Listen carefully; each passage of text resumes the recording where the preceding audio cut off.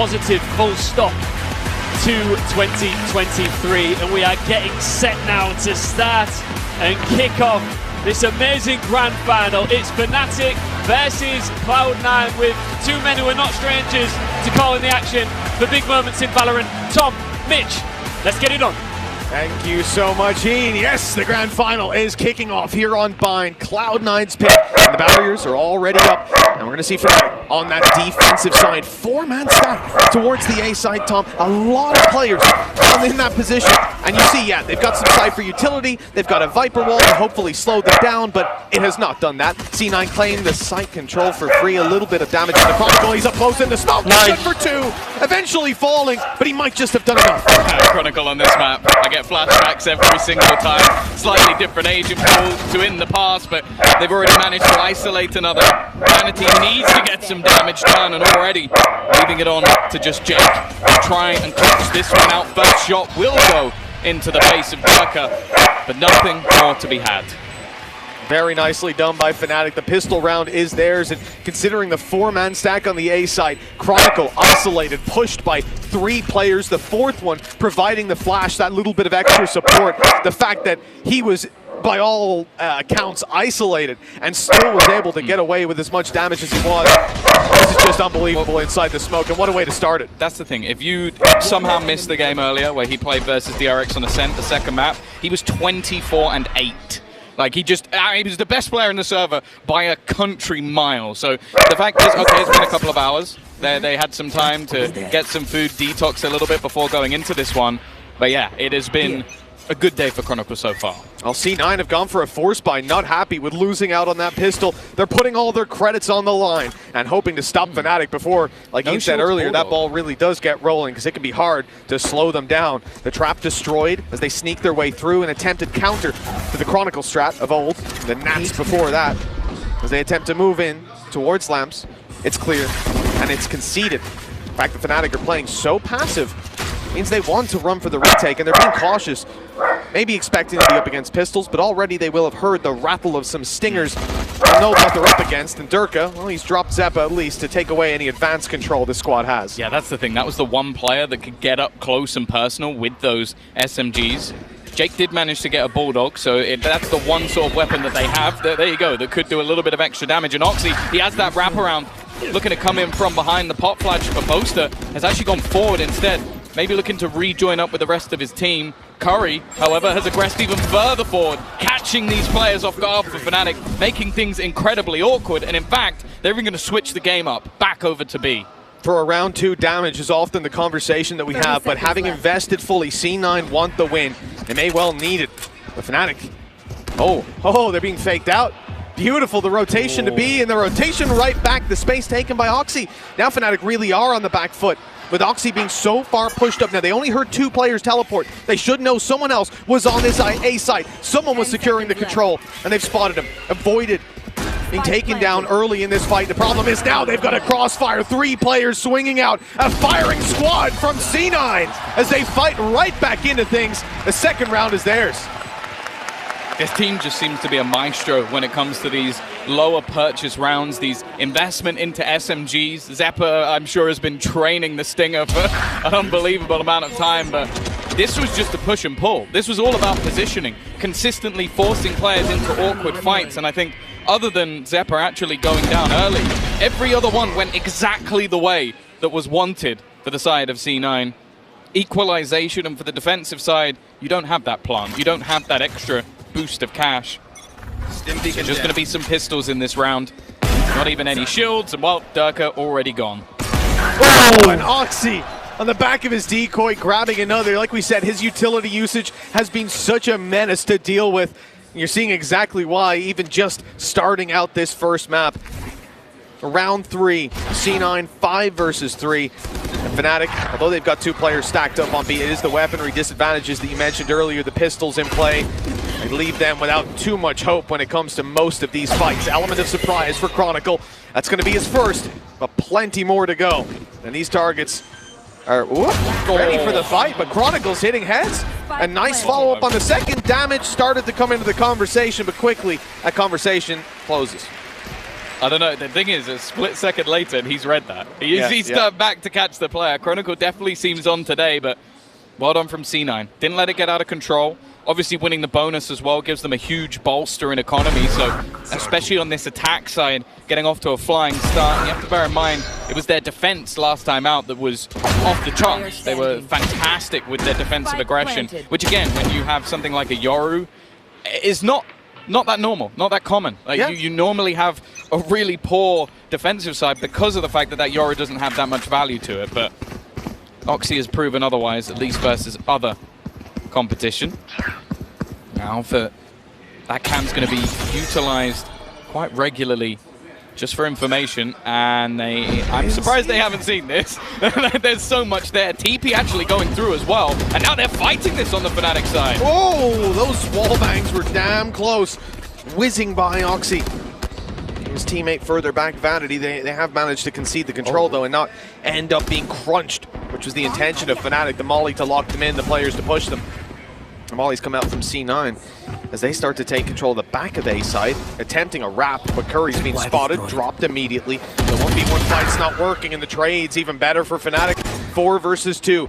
It's Oxy to try and recover, moving through Bath. Boaster's low. One bullet is all that's needed. The wall bang, far too easy. Already a tear from Oxy. And he's going to tear through that dimensional drift, make his way all around A, clearing this completely, allowing his teammate to move into position. Thing is, though, that spike hasn't moved towards the site. They're expecting a flank. They're looking for it, knowing that Fnatic probably have something else up their sleeve, but really this is just a pure retake from the defenders. Yeah, they're actually just being patient, and it's almost getting in the heads of C9 a little bit. They will still have this plant for free. And Oxy again going to be getting up close. He's been unbelievable so far! Oh my god! Every single shot a headshot, every man in front of him down. This kid is something special. He's on his feet after that play, Tom, and I can't bloody blame him. I would have been if I wasn't already standing. Unbelievable. I mean, look, Boaster's low, every other kill, beautiful. That's Durka that he started off this 4K against, a player that at one time and for a long time considered the best player in the world. And for such a new player like Oxy to deliver that same level, unreal. 8-2. The third round for C9 and a crippling defeat for Fnatic, who now need to look for a way back in. This defensive side already slipping out of their grasp, and you can see by looking down at that hood on the left side, Fnatic don't have a lot to work with. A couple of scraps, a judge inside of Hookah can most certainly be dangerous. A bookie inside of Lamps I'm not too sure about, and I'm just looking at an orbital strike for Jake, whether he wants to use it in a round where they've got nothing though. You know, it's alpha. It's alpha with any gun. I believe there's a possibility that he's going to kill everyone. They've spotted him in Lamps, they've stunned him. Orbital strike goes over towards Bath though for some reason. So it's not actually going to catch Alpha. He's still here with the bookie. They could bypass him completely, obviously, especially with the wall down. Look to fight on range towards the back of the site. Big concern. They've spotted Durka. They know the showstopper's online. It's not fired. I was certain. He didn't get a chance.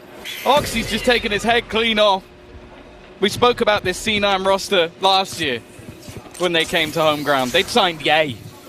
I might be more excited about this guy. Right? I'm going to be honest, after watching him play this tournament so far. Maybe a little too soon. He's just styling on them at this point. This is the best team of 2023, and Oxy is making them look foolish. 4-1.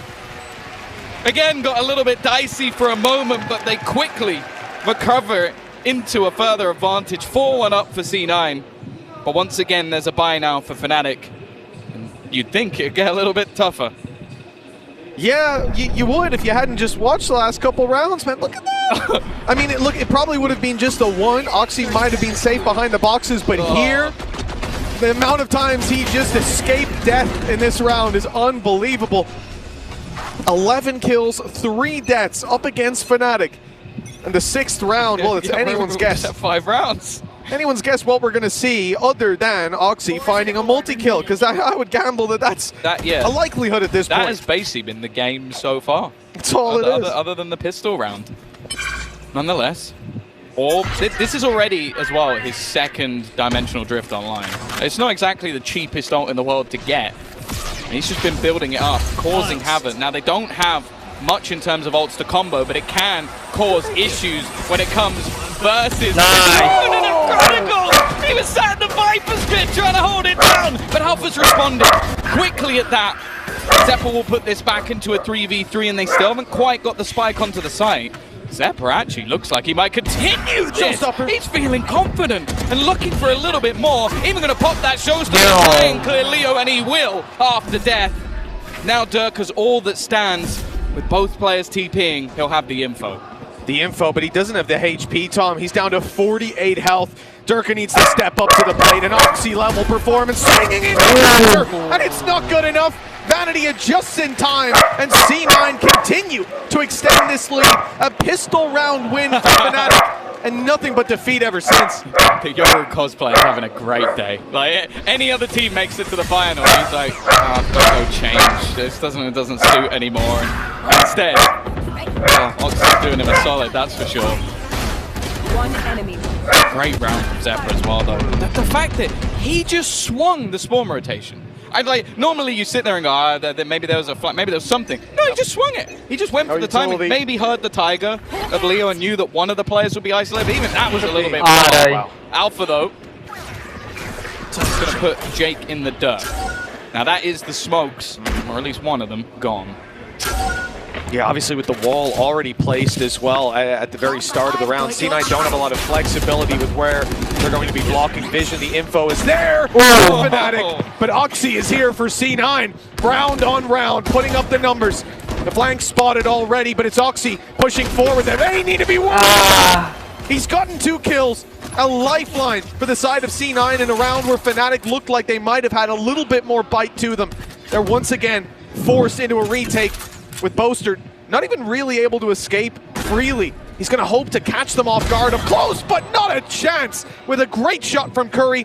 Although Vanity, the timing doesn't work out for him. The numbers are back to even. Curry's low. This clutch is now looking doable. Head spotted. They know where both players are at this point, and Alpha, his Guardian has been filthy. He leaves the stand-in.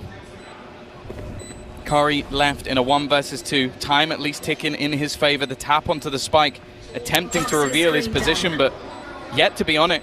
Yet to really get anything from it. He's not revealed his position. He's just waiting within this smoke, and they will get on it within the last few seconds. It's definitely going to be that little bit closer with how it has gone, but I think they've just about managed to get that over the line. I don't know if Alpha had his stopwatch out, but I was a little bit nervous for him.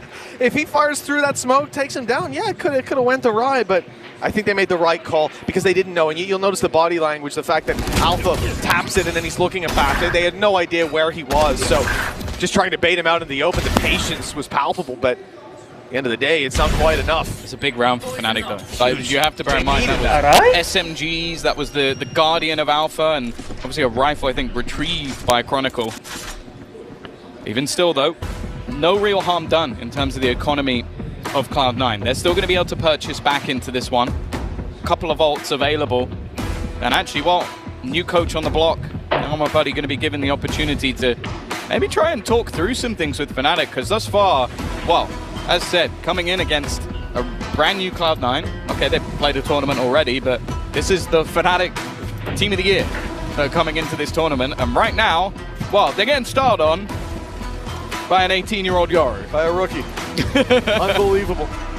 He's 14-5, Oxy, right now, matching the performance of Chronicle and Alpha put together.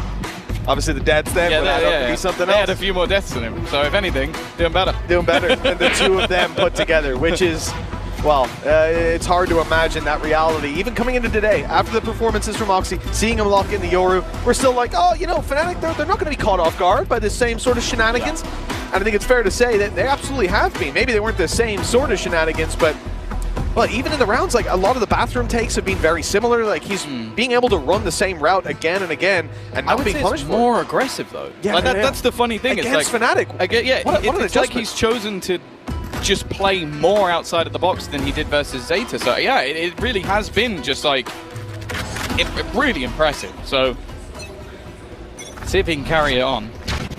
Fnatic normally do quite well with their pauses, but it's new. Different player, different person. talking things through already. A much faster take in towards middle. In fact, Zeph has already gone into the site, and he's out. In and out just like that. Well, an opening pick for Fnatic. That'll certainly stand to them. Orbital Strike pushes some players forward. Oh my god. Inside the snake bite. The spams just about missed him. They would have done a lot of damage. Seekers detecting where these players are, just further confirming that it is in fact an A play. Oxy's going to use his TP to throw a little bit more randomness into the equation. See the attempt. Grenade thrown out of heaven, denying anybody from Bath as they peek out further into the site, but that's when the adjustment comes in. Vanity with the flash, the swing in from Lamps, and a double swing. Oxy caught though from heaven. The smoke had faded. Here comes the pit. Curry looks to play inside of this. His HP low, 56. A straight couple bullets could take him down. And Jake, the only full HP player, was caught in the open. Now they have to fight through the pit. That's always going to be a disadvantage, but it's just dropped, leaving them in the open. This could be a mistake. It could have worked out if Vanity got a pick, but now a 1 versus 4? 3, excuse me, can't count. 3 kills for Durka as well. Fnatic right back on the board, and look, they needed the last round. They got it on the back of a shoddy buy. Much better sign from them here with rifles. Yeah, and the fact is they also used a couple of ults in this round, and it wasn't going great from the point when they used them. I think it was just that, again, like some of the players being caught out a little bit.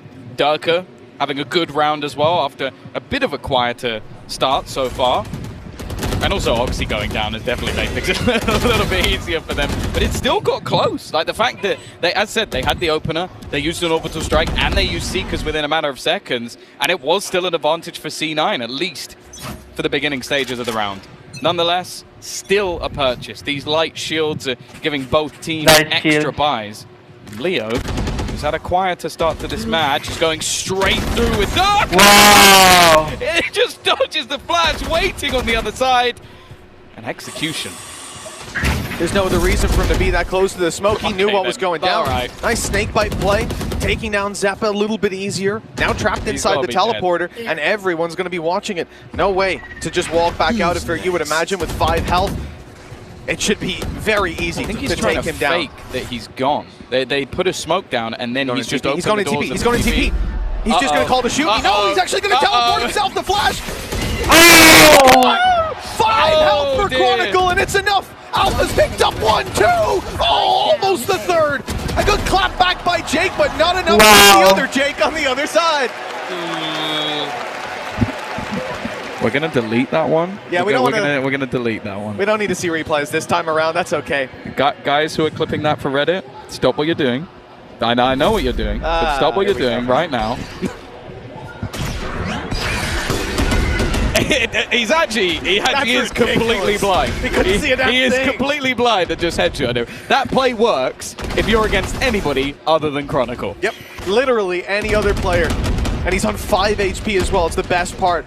A spam through could have taken him down. A Tiger and a teleporter, he was out of this round. But a blast back. Anything, a swift breeze. But in the end, we'll save that one for next. I think we saw a swift breeze earlier, didn't we? We did. I don't know. We'll see the next one go quite the same. Of course, map number 2 of this series being Breeze. My God. Why are we watching this again? They just want to do him dirty. Oxy fails 1 play, and they're like, oh. See, that's the thing. Most players, you make a good play, we replay it all game. Oxy makes a mistake, and we're like, oh, it's happened. Well, it was a good play from Chronicle, I guess. Sure, we can look at it that way. I think we might have some Fnatic fans in the production.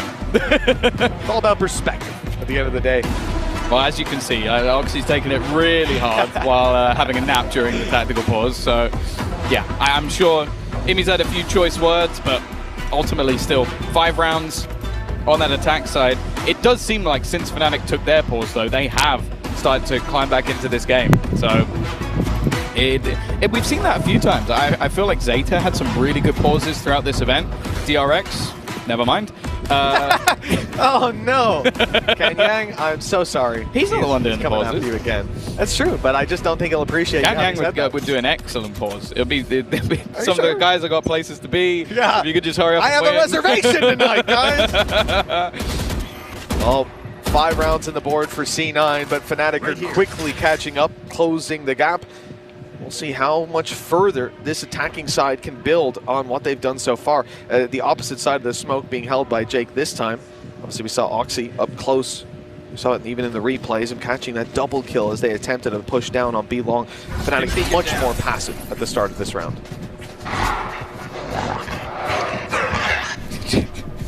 Chico peeking with the Tiger.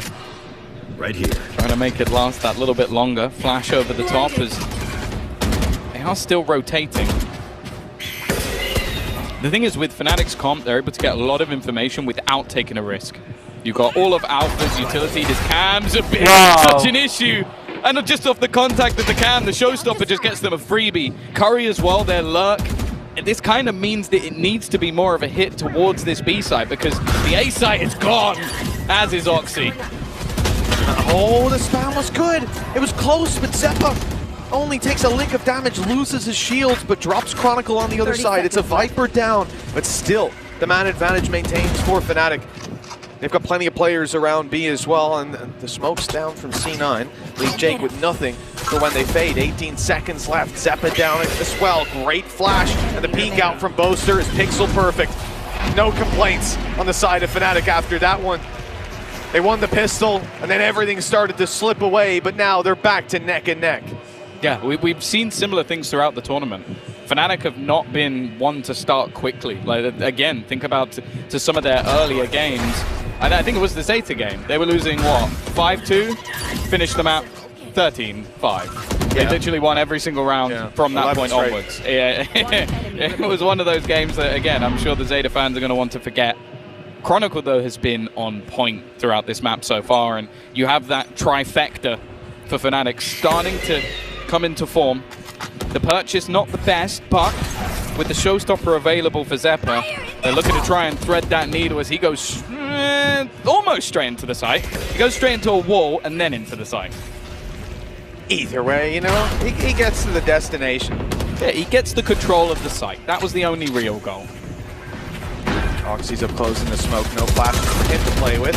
He doesn't need him. Doesn't. Use the boom bot, trade it out. That's one way to look at things. With Chronicle down, you're losing your utility that blocks out a lot of the control on long. Alphayer, though, has taken over control of Hookah. He's got a nice angle to play with, trapping these players inside the site unless they want to risk a duel with this man, which they do.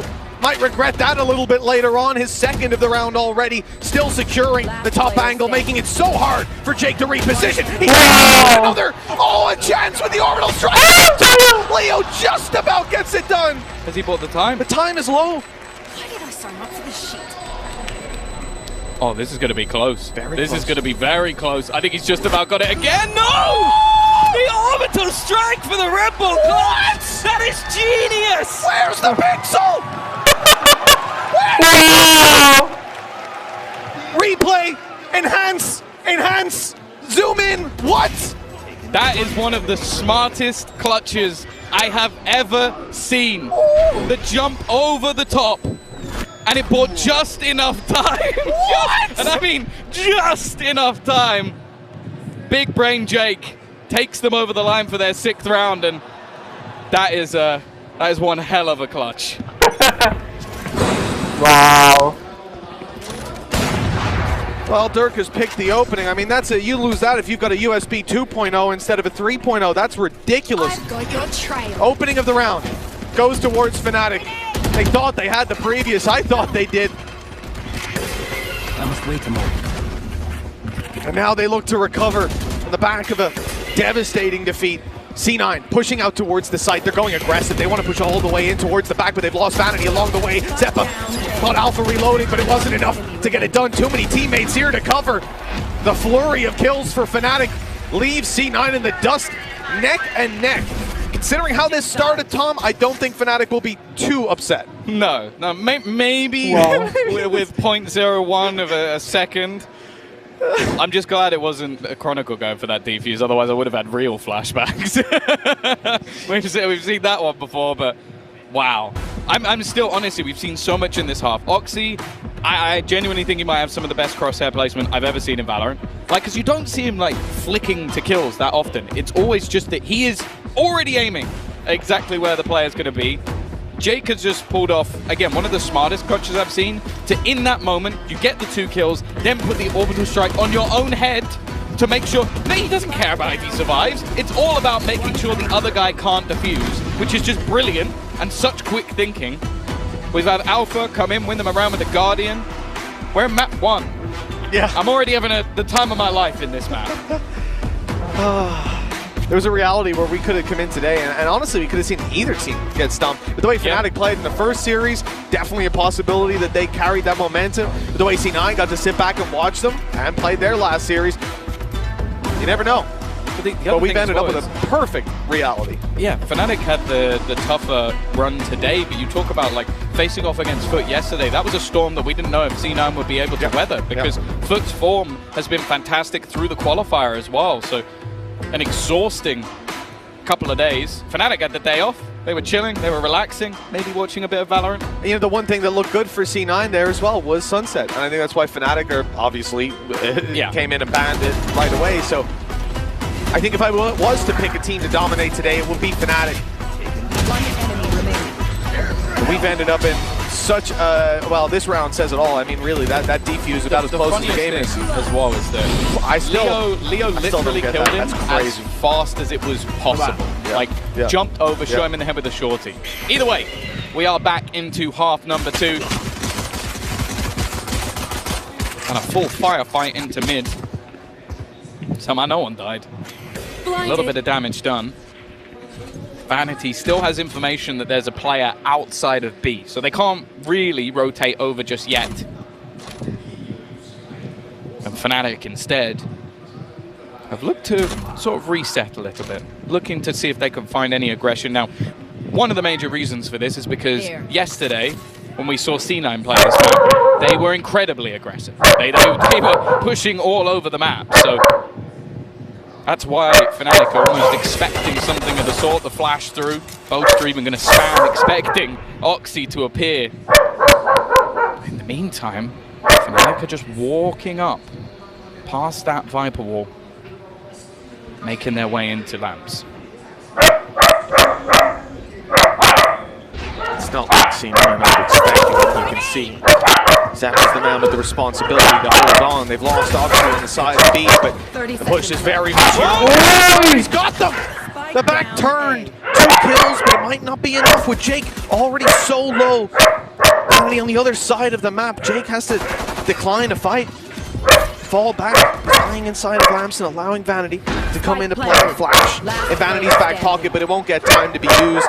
With Jake already fallen, Vanity needs that flash for himself. Sure, Alpha's a little bit low, but that's about all there is to write home about. They know exactly where Vanity is. They've spotted that he wasn't pushing up close on the smoke. Good isolation of duels from Vanity. The first found, the wide swing. He's caught Boaster in the corner. The Dirk is swung from further back. The pistol, the second pistol, in fact, goes towards Fnatic. Let's hope that the follow-up is a little bit more successful. Yeah, that's the thing. That's not both pistols under the belt for Fnatic. We've spoken about this many a time. Expect like 80+% win rate when you take both pistols, but they could lose the second round and the third round and the fourth and the fifth and the sixth. So you kind of you kind of expected the half win for C9. Now, Fnatic's attack on this map was always something that, well, it was somewhat unrivaled. They were sweaty nerds, is the way I would put it. Fair assessment. The kings of the afterplant lineups which have been stolen by many. You can think towards that B long position. That lineup is used by every single team under the sun. I don't think we're going to see much in terms of new things from Fnatic here, but the old stuff works. Toxins going up. Oxy, though, is my real concern. This flash setup on B long, Vanity and Oxy, it proved way too much to deal with for Zeta. Fnatic are a different beast, though, and already picking up Curry. You have to look at the economy for C9. It's still looking healthy. It's because they haven't force bought. This isn't the same as that second round that we saw in the first half. They invested to fight their way back through. Here, they're going to tank it. They'll accept the defeat, or the likely defeat. And again, we come down to the normal conversation for round 2s of damage. How much can they get done? Can they contain these players to fall to the spike, or even pick a few heads themselves, work towards those old Dorbs?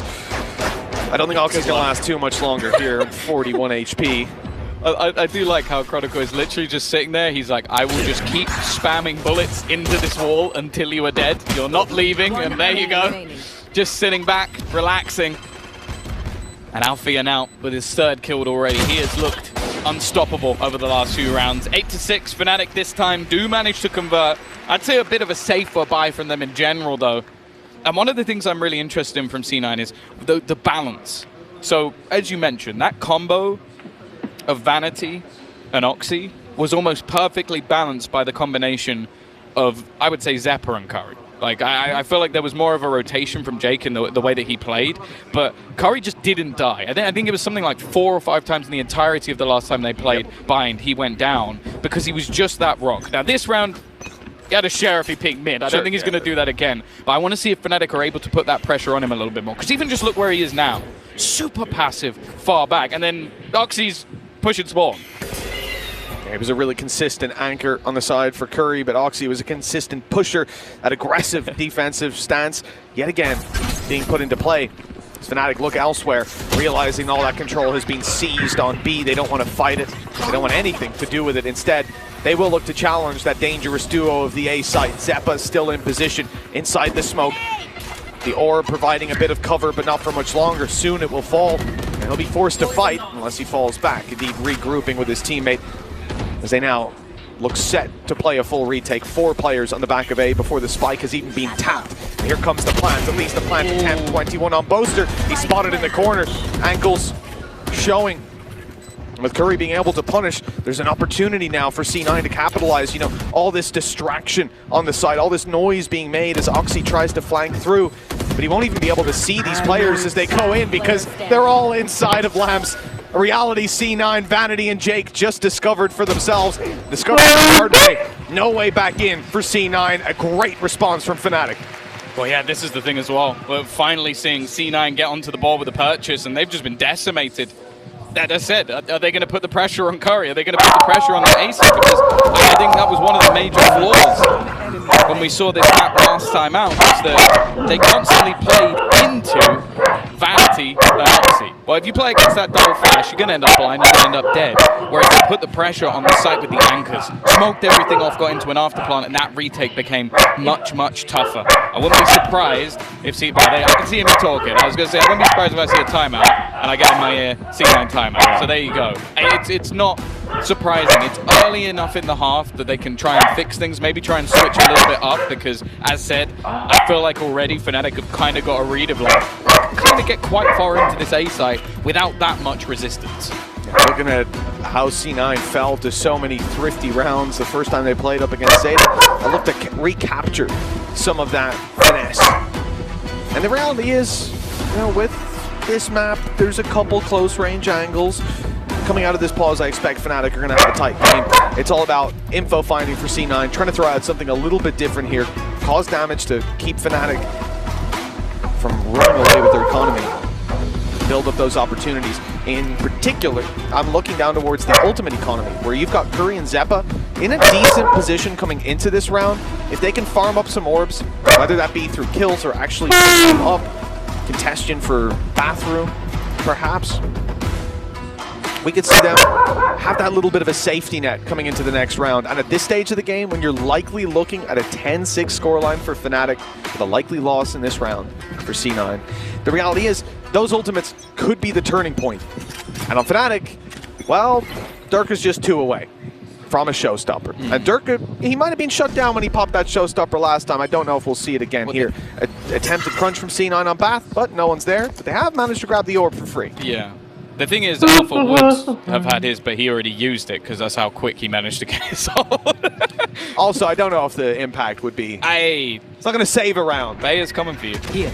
My eyes are down. About to quote Optimus Prime. Oh, Oxy. I'm always scared when I see this guy down on long. He's got some utility, 2 flashes to work with. His decoy already primed and ready to go. But they've wisely made the choice to walk away. Yeah, this has been the call the entire time so far. They haven't really hit in towards this B site.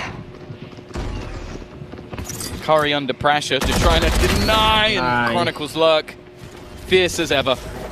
this site almost firmly under their control. In fact, it looks like Alpha might even be tempted to go through the cage. He got lost, but he still lands the headshot. He goes for the 180 flick. Durka ends another's life, and well, you were hoping for damage. I think the only orbs they've collected is the one on the ground and the one when the bullet hit them in the face. Yeah, there wasn't a whole lot to write home about here for C9. I do like the fact that we have Oxy putting down that decoy, trying to initiate off it on B long. Obviously, if it takes contact, he'll flash, he'll peek, and look to double down on the damage. But if it doesn't, it goes through the teleporter, it comes out of the teleporter on a bath, and obviously gets shot, which is fantastic. No. Because obviously, yeah, they saw Boaster was there, they got the rotations in, and in a typical round, that's great. That's good. In this round, it didn't do anything for them, because they got the players rotating on the site, and then got shut down in the fights. But now they've got rifles, and this is where they can really battle back. Look at the push. Both duelists this time have just run all the way down B. As said, there hasn't been much contention there, but you know what this means. There's absolutely no one defending this A site. It is a rinse and repeat for Fnatic. They found the weakness, they found the gap. And there is absolutely nothing. As you said, they managed to garner that showstopper up on that B site, and he's going to pop instantly, a chance to get the free kill onto Chronicle, and at least now they have a man advantage. Good adjustment from C9 to instantly realize that orb needed to be taken before the plant went down. But with Oxy falling and that flank fully protected, Fnatic have a dangerous post-plant setup to work with, especially with that orb up. Wow. That's ridiculous. What a shot from Alpha, shutting down, thinning the herd, and making a distraction for Durka to strike from behind. Vanity at least shuts him down. Okay. Jake's got another, maybe a bit overzealous here, trying to determine whether they were defusing or not. Instead, it's rounded down to a 2v2, a 2v1, in fact, leaving just Boaster to do it. He's hiding away, and the clock might already win him the round. It looks like it has, with Jake fleeing. In fact, both Jakes fleeing. That's why they put me in charge. 11-6. Definitely got a little bit. Got a little bit closer than was expecting. Alpha, though, he's just on one. Him and Durka, when they're in form, there's nothing you can do. And that's what it seems like at the moment. Both of them having a field day. I remember at the beginning of this game, we were talking about Oxy having more kills than both of them combined. Yes. Yeah, not the case anymore. That ain't true, no. And you look at Yoru, there's a lot you can do with it to catch players off guard, but here on the defense, Fnatic are not walking into those traps. He's had to go A. Look, they have 4 players on A now, because they've just not gone B the entirety of this half. They've just gone, okay, you have your cool little trap set up. Oh, that's a nice idea, guys. We're going that way. Yeah. So what have you got on the other side of the map? And at the moment, it's not looking great, and it's not getting any better. Still, though, as said, crosshair placement on point. Oxy does not miss those sort of kills. He's at least kept things even. He's got his ultimate online. Vanity is the only defender, so he has to be a bit careful here. Yeah, he almost got caught out.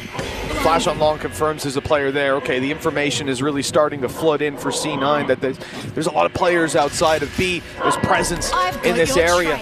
Jake's going to pop his smokes down, hoping that will slow the push of Fnatic, but it hasn't. The utility's in. The players are on the backside. Durka doesn't know where he is. He's been flashed for about 5 minutes. He gets that kill! Turning on a dime to eliminate Jake. Vanity still standing strong. The information coming through from the Yoru, but Oxy's down to 50 HP. He has to play this safe. Hope some of his teammates can recover. But look what Curry's working with. Sure, he's 1 away from having an ultimate to work with. But the reality is, he only has a judge. And unless somebody makes a big mistake in giving him a free kill, essentially, this round should already be tied up nicely. And there it is. Yeah, 2 quick kills. Sure, Durka falls, but so much work to be done by a 50 HP Oxy. Leo will get it done in the end. From a close game to a dominant one. Fnatic showing why they are considered the best team in the world as of 2023. The only failure they had was at Champions with a top 4 finish, but they have now won themselves 7 rounds in a row. And in this attack side, there has been no sort of response from Cloud9. They now have to try and streak 6 together. They've done it throughout the tournament so far. 13 in a row of 1 stage, and Oxy, he's still managing to put up numbers. Chronicle gone on that low, but look at the pace. They found out where Oxy is, so they're going to try and put the pressure in elsewhere. Vanity has at least managed to slow them down, and actually, it's done a lot of damage onto Boaster. This push has ground completely to a halt. Alpha. He's creeping his way up through a wide open hookah. At least that's what it will seem like for a moment. Jake is here, wanting to push in, and well, a very successful fight for the Brimstone. The smokes will remain, and most importantly, the orbital strike. In a round like this, 12-6. They want to maintain every advantage that they can on the side of C9. Those safety nets could well keep them alive on this map. Their map pick with Breeze up next. And Breeze and Ascent look fantastic for Fnatic, Tom. Can you imagine if they bring that same prowess to it? This could be a very quick BO5 for C9. 5 rounds in a row at one point, 5-1. They've struggled to get off that starting mark ever since. This could be where they push back. 30 seconds left. If they don't, it's done. And they have 3 players in this site already. The plot flash almost has to go through the wall at this point. They don't have time to wait much longer. The clock so desperately low, and this is where Fnatic decide to make their move, but the orbital strike comes through immediately. There is no time for anything to be done here. Even an attempt to run towards the A site, it won't be enough. Even with the blast pack, I'd say it's a cheeky attempt. Maybe just plant to get some extra credits. Actually for the ultimate orb, that's what it is. Dirk wanting to make sure he has the showstopper, but after a big hiatus from the board, 7 rounds in a row, C9 have their 7th. I think the real concern is the pacing of some of these rounds for C9, even just burning up some ultimates here. It could end up being costly. Having used their orbital strike, you imagine a Viper's Pit about to come online for Chronicle. They've got a showstopper on Durka, which granted hasn't had the most impact in the world thus far.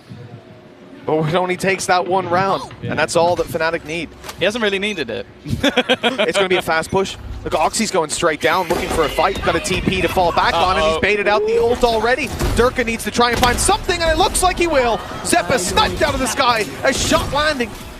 No kill for it. Still the advantage to play with. C9 want to fight their way back through, muscle the advantage out of Fnatic's arms. But for now, there's no opportunities being given. Boaster spotted Oxy in there, sent Alpha to try and finish him off, but instead, looking to get that plant. Still plenty of time on the clock, but they will get it through, and they're finding the kills. The trade only just 1, and now Jake left to try and face this 1v4. The shot on the first is nice, but the pop flash, there is no hope here for C9. A strong start to this map, but an even stronger comeback from Fnatic.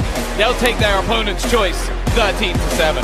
That was definitely looking scary for a moment with a beautiful beginning for C9. Fnatic won the pistol and went 5-1 down.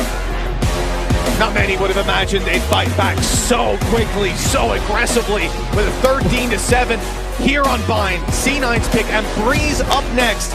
Things are looking scary for the North Americans. Indeed, Fnatic carrying on their perfect form this Sunday in Tokyo, hitting C9.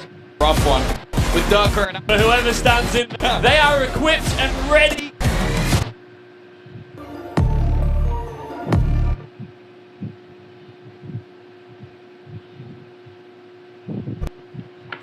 It's unreal. And we know that he went away and again.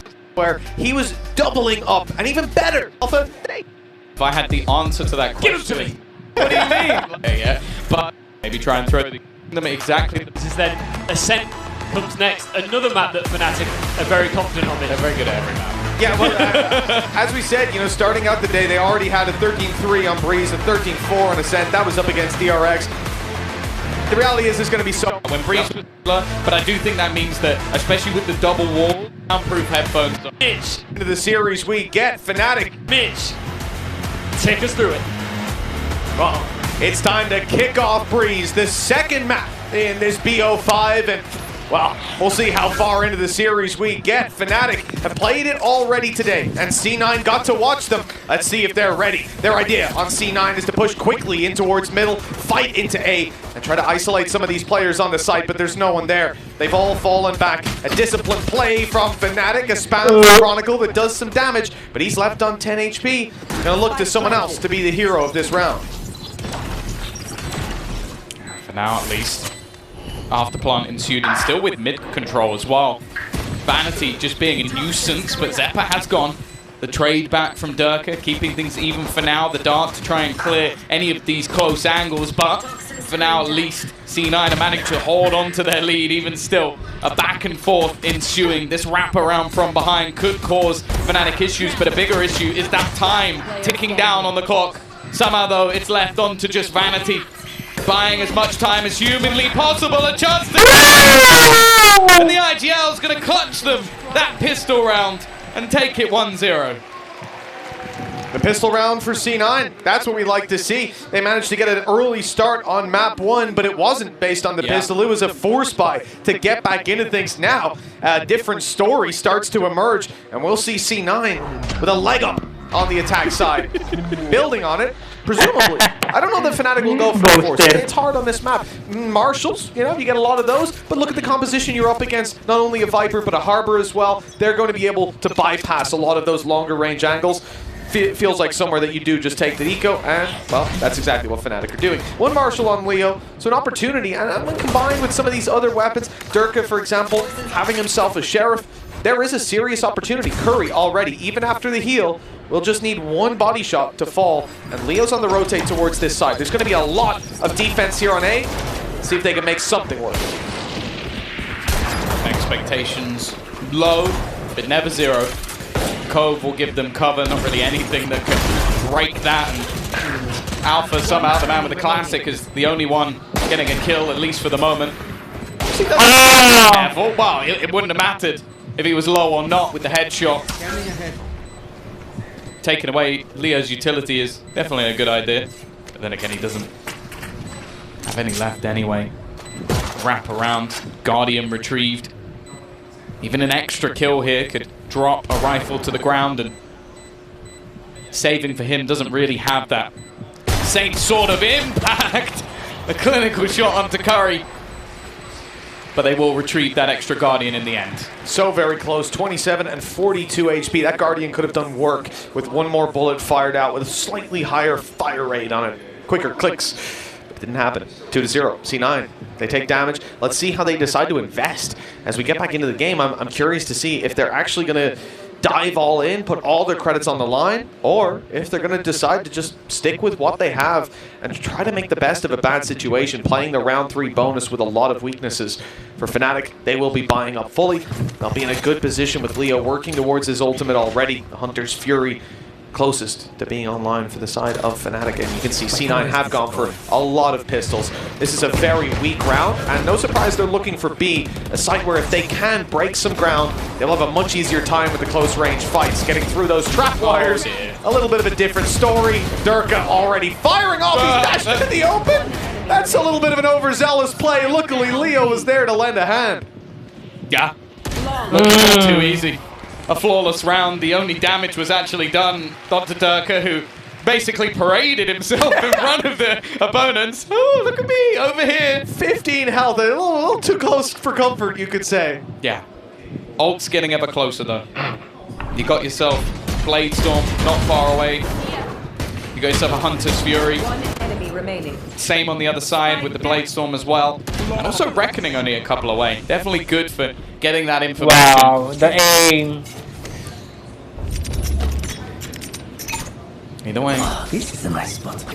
see how C9 look to bounce back. This is where they have the full purchase. Bear in mind, they had so many sort of weaker weapons in the last round. It's not really the end of the world. Investing the orb actually into Seekers, which is interesting. As I said, there's some really high impact ults that are not far away. Clearly they want that late round information. Just look at the aggressive push already from Durka. He's got himself right up close in mid. It's a good angle to just secure that crossover. Again, the concern for him being someone could come from elbow. Walking out elbow, coming back, doubling back towards mid, it's not too likely to happen. But if it's a split with the mid players, he could definitely be in trouble. And now, he might well be.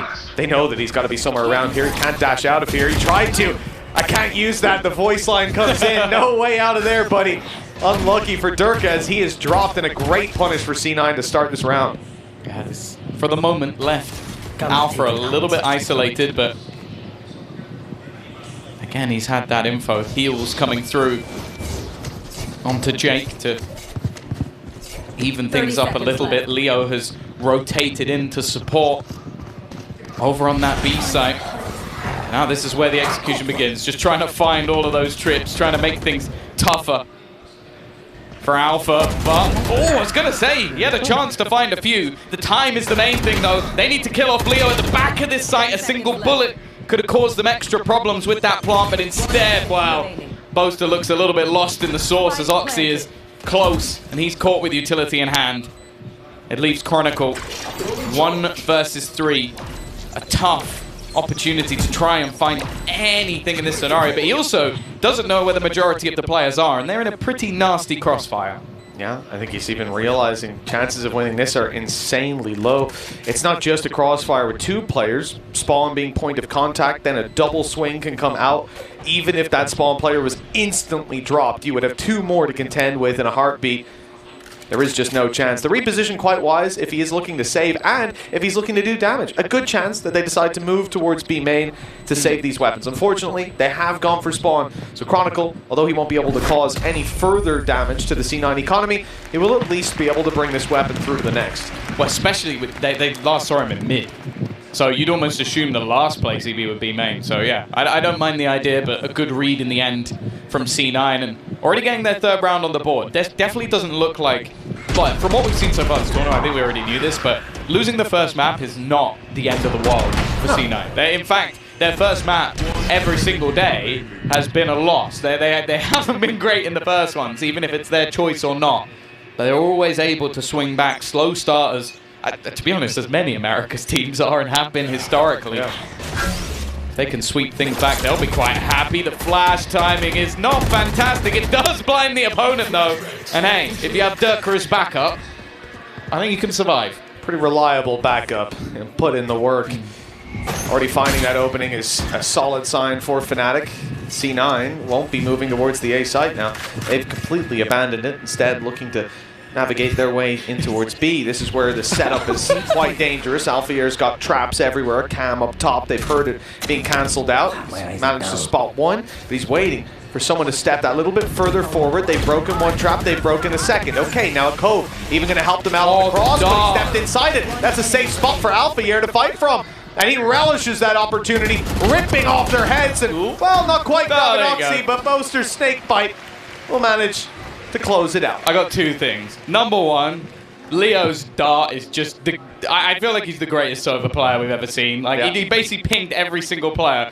Number 2, I would love to get a replay of Alpha's cam as they started to enter the site. He had his hand off his mouse and was just twiddling his mustache. I didn't notice that. What? Because he's in the cam, so he doesn't need to touch his mouse. So he was just chilling. Like, it was just so funny during the round. He's literally just not actually doing anything. Up until the point where they enter, he sees him on the cam. He's like, all right, hand back on Where's my mouse again? Good job he didn't knock it off the table. He was just relaxing. Just relaxing. Panic flick. Now Durka has tried pushing down a mid and staying close, but they spotted him out last time. This time, swinging out wide, clearing it all out. Ultimates. Certainly plenty of them online for C9. One less now. You see Jim pop in. Oh, the Bloodstorm is taken down. Chronicle ready. He might be left on 10 HP yet again, but he's done the work. A kill that's doubled up on by his teammate. C9 have at least managed to grab a plant. From this point, though, Vanity and Zeppa have to do so much work, and they have no idea that Durka is so quickly coming behind them with focus elsewhere. Okay, Curry actually turns. He's looking the right way, but the flash have caught him. Durka doubling up, looking for the triple, and there it is. A clean fight back through for Fnatic as they equalize a little earlier on this map. Yeah, that was just a really nice round for them in general. The fact is, I think the first knives that were fired out by Oxy was actually through the high tide, and then he just doesn't manage to land the next one as he goes through it. A close attempt. This was the moment. Okay, one knife actually does hit, and then Chronicle again. He's just not dead until he's dead. That seems to be the motto for him so far this game. They also used themselves some of those ults. As you said, beginning of the round, they had the majority online. 3 of them expended, and all they really get for it is a plant. And again, Durka, he had a fantastic map earlier in the day. I think it was 19 and 10. He's already well on his way to getting that far. Well, Tom, a tactical timeout for C9 as their lead has now diminished to a fraction. of what they hope to have already. Just 3 rounds on the board coming in to round number 7, with Fnatic having all the momentum, with ultimates having been expended on the side of C9 for very little reward. This is starting to look a little bit scary. It's the right time to call a pause. Things haven't gotten out of hand just yet by any means. But like Ian said, once the ball gets rolling, Tom, that's where the trouble starts coming. And it doesn't all come with typical questions. How would you stop Fnatic? Well, Tom, what's the exact solution? Yeah, you know, I would sign the Loud roster. That would be my way to solve it, because they're the only team that did it consistently. There you go. There you go. That's my actual answer. So swap out all the players on stage on the other side. You also have to sign Aspas back from Leviathan as well. Oh, okay. So you don't believe in the new Loud, more so. Obviously, without to Aspas, beat Fnatic? Yeah. No. Yeah, that's reasonable. I mean, without Aspas, it's certainly a reasonable take, Tom. See if you eat those words next year. Maybe. I doubt you will. Maybe. Sadak, Maybe. Look, Probably. if Sadak does it again with another new roster, he is the GOAT IGL. Yeah. Like, I don't think it's even arguable at that point. As if you lose Aspas, you lose Sassy Pancada, and you're still up there with the best, fair play. Fair play. I think they'll still be up there next year. Just That'll be good. Yeah. Maybe not the best. Less is still unreal. Less is more, as they say. 3-3. A lighter investment and not a lot to play with in terms of ults. I don't think a null command is going to be able to save them when it comes to a low buy round like this. Durka, he's consistently been up mid, but this is a new angle, a new position, and he already knows that there's players around this spot. He has just been running riot across the map. Alpha will go down. His aggression met by Vanity. In fact, he's still finding a couple of kills through the tube. We've seen that in the pistol round as well. The second this high tide goes down, It's dropping. someone's dying. It's a matter of seconds. We'll see this fight come through for Dirk. He's looking the wrong way, and that's a free kill for Jake. A big punish with the advanced position that they had, and now they've whittled it down to just 1. Leo left alive for just a second longer. What a round from Jake. Yeah. Yeah, someone early in the tournament I feel like was a bit quieter in terms of his individual play, but the more time spent on the stage, the more impact he's seeming to have.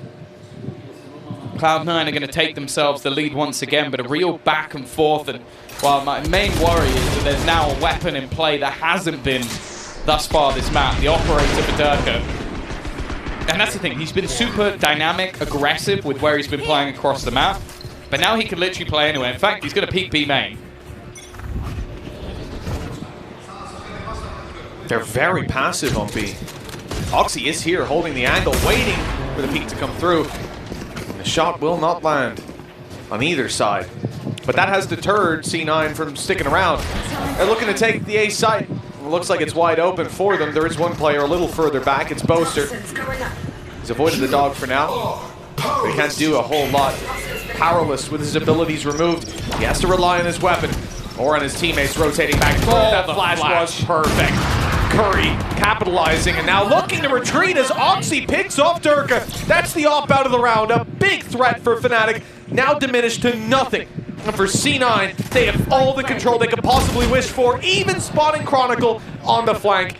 This might even change Fnatic's mind about committing to this. And well, if it didn't before, that certainly should. Alpha wants to get out of here. Easier said than done.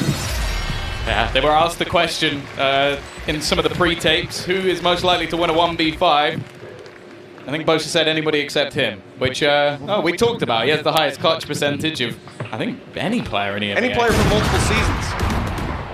I think it's been 2 seasons back.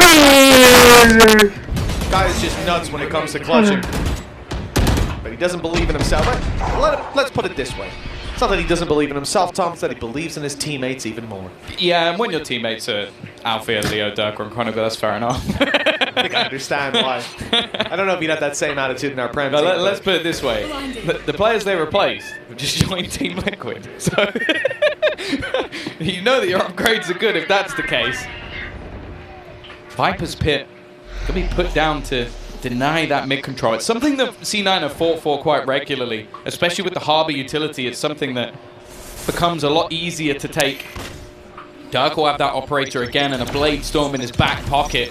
And Oxy has kept that up for himself from the last round. Plenty of credits built up for C9 as well. 5 rounds looking pretty good.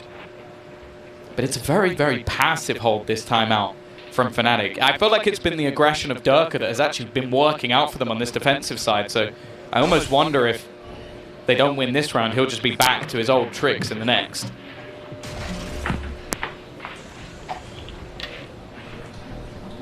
Well, looks of things, C9 are looking more towards giving Alpha an opportunity to recapture his performance from the previous map.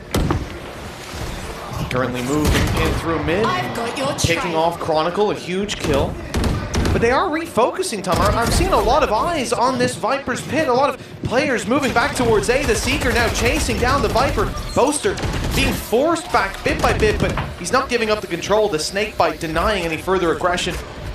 The Decay already crippling these players quite a bit. They have to go. So low on the way through. Boaster's caught them. That's it. They got a sprint in, and the clock has already decided the round. They tried to go through a pit, Tom. They gambled the whole round on it. Yeah. And that's not always a good idea, as we just saw. They realized as well, that was the thing. They were like, okay, we can't run through the snake Let's bite. go back. We can't. We've got to go back. And then, I don't know, Vanity, someone else went, guys, you got 15 seconds. You can't make that rotation. So then, last second, they have to run through. And that's not working. Even with 30 on the clock, Tom, I see them start to look that way. I see the players start to move in, and it's like, that's a big gamble. Sure, yeah. Boaster goes out of the pit, you catch him there, great. If someone sprays him because the Seeker shows him, great. But in the instance where you do not kill him, it's over. He has to massively screw up at that point. And by the way, they were still like 40 HP going back into the pit. The Decay hadn't gone away yet. So then it just further compounded to 1 HP. It's like, he needs to sneeze on you. Knife gonna take out all of the abilities. Leo and Alpha, a deadly duo. Alpha will get first blood, but Oxy's managed to trade. Both players at the back of the site. The Reckoning is gonna start to cause havoc with them stunned up, and Oxy just looking to pressure now. He's already tagged, bear that in mind, and Chronicle just in time will get that execution. These trips again have caused them issues on the B site entry. Just as you think C9 are gonna walk away with this half, again, Fnatic respond. 5-5. Very similar to how we started out on Bind. It's neck and neck coming towards the end of the half. Still so much to be played for. But it's the side of Fnatic that come in with a slight advantage. Again, this is a round where C9 commit some ultimates. Saw the Reckoning burned up. Jake suggested they move, and well, they moved right back up to an even footing. As we come into round number 11, side of Fnatic, once again, looking to get aggressive. Sorry, looking to have the op on it, but this time looking to get aggressive more so. As Durka is posted up, and Vanity, okay, he spotted him. He saw him, and he's out. Again, middle control being fought for. It's great cascade. Flash confirms he's still in main. Good information to play around. They haven't been able to cross over, and for the most part, I think that's been spotted. Even with this mid control, it gives them more of a split in towards that B site or into A if they desire. But with how passive Fnatic are playing now that they have the operator, you're almost looking for a mistake. And while Chronicle is already going to get that first, he is just flying at the moment, looking for a little bit more, but the trade from his doppelganger will keep things even, at least for now. Take flight. Leo is likely to garner that extra information that this is the site to be played within. And that now brings Alpha into the fray. Again, it's just back and forth. 30 seconds left.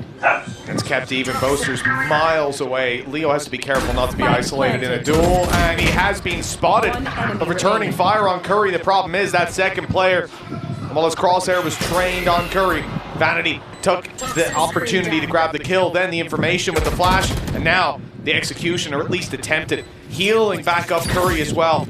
He will be sitting pretty on 100 HP on top of Yellow. Point of contact as the cross comes in. Boaster might have been actually. Curry very quickly shuts that down. 6-5. C9 once again. This pressure into the A connector. The one round it went badly wrong was because of that Viper's pit. Everything else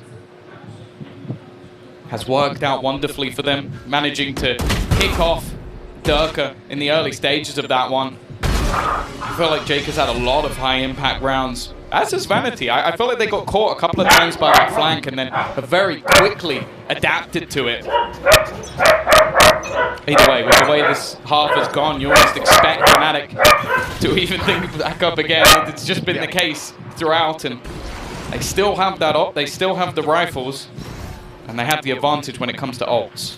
Like you said, the adaptations have been there, and so far for Fnatic, being able to keep it in this close scoreline has been a consistent factor for this defense. With the off in play for Durka, okay, it's not going to be spotted. But Vanity knows better than to go swinging on the back of that, trying to grab the information with himself. Only result in him becoming mincemeat. The side of C9 have played this much more stagnant on the attack, just slowing it down, waiting for the opportunities to be played. And oh, there we go. Nice shot from Durka. Nice shot from Chronicle. And it looks like the dominoes are starting to topple. Curry tries to step it up, but then Leo comes in from the top and puts Zeppa in a 1v3. And he's going to cross the world, but there's still some traps online, Tom. He's going to struggle to get onto this side. Yeah, Boaster. Let's rotate it back now. Well, any surprise he had is gone. 30 seconds left. And Neural Theft with the second ping and more banged out by Durka. No surprise to see Fnatic even things up as they head once again 6-6 into the second half. But just bear in mind what happened last time out. 6-6 half.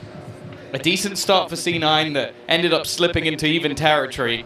And then half number 2, Fnatic demolished them. Absolutely demolished them. Now going into this attack side, this is where I really want to see what C9 have got. Because in terms of delay with that Harbor Viper, there's a decent amount. In terms of their sort of pop flashes, what they have available to set up Oxy, there's a lot. The question is, can they put that all into play when facing off against Fnatic, who we already know can cause issues? Well, the good sign of this one compared to the previous one, Tom, is that last time when we saw this equal scoreline, that scoreboard looked a little bit more separated. Oxy was leading the charge, the rest of the squad was much further behind. This has been a much more well-rounded approach from the side of C9. Everybody stepping up to the plate. In fact, the IGL of Vanity up on top right now. And this is what I like to see. More tightly knit means a better opportunity for this squad to actually deliver. Now that Oxy can be set up that little bit more to capitalize on dueling angles. Maybe have that Durka-like performance. That's the only thing that scares me, though, is you're talking about a Durka-like performance. Durka is having a Durka-like performance. Like, he is 14-6, especially in those first, like, I want to say 8 rounds. He was just tearing them apart, like running down mid, finding entry kills left, right, and center. And now his job becomes that on the attack, to take that space for the team. If he is on a tear, okay, this job can still be difficult, dashing into the smokes, but I bet on him to find that kill 9 times out of 10, and C9 are going to have to work, really work, to try and shut that one down. Either way, we are going to be getting ourselves back into this second half. Sheriff sport up, not just for Oxy, but also for Vanity. Feeling confident in his individual aim, as you said. He's at the top of the board right now, but it does remove some of that extra utility. Yeah, it's kind of wild to see him come in like this. Confidence on display, and the ranged fight goes well with Durka already tagged up. Curry's the one who wins that. Two sheriffs against each other. It's the guy with the classic that finds the head. Just gotta hit the headshot. That's all it's about, regardless of the weapon. Once he was tagged up. Nice poster. Little sneak through. The rest of the squad a little bit later on the way, but he's been spotted. And how much do they have to cross over? They've got to wait for this wall to come back online to block off spawn. And it looks like they're falling back, stagnating a little bit on the aggression. Durka leading the charge towards A, but still, they have Oxy sat up on top of the stairs waiting for this rotation. They didn't gamble and leave the A site wide open. They weren't convinced that it was going to be B. And now the reward can be found for that. Oxy not able to initiate the fight, and in fact, they've crossed over, grabbed the plant, and now they'll look to fight the top stairs together. But, well, the fight has not gone according to plan. Everybody tagged, but at the end of the day, Leo needs to hit every shot. They just line him up, take him down.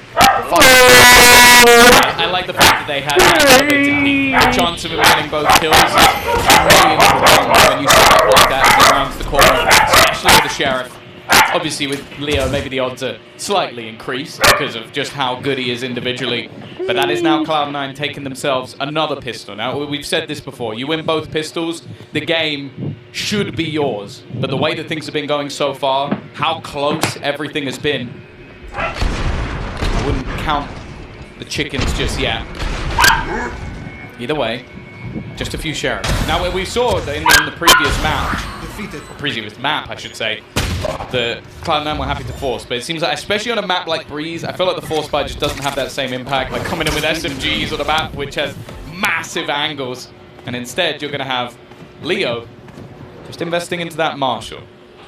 Yeah, again, just hoping that Alpha and Durka land a body shot, and he's basically got an AWP at that point. And Alpha and Durka landing a body shot. Shots?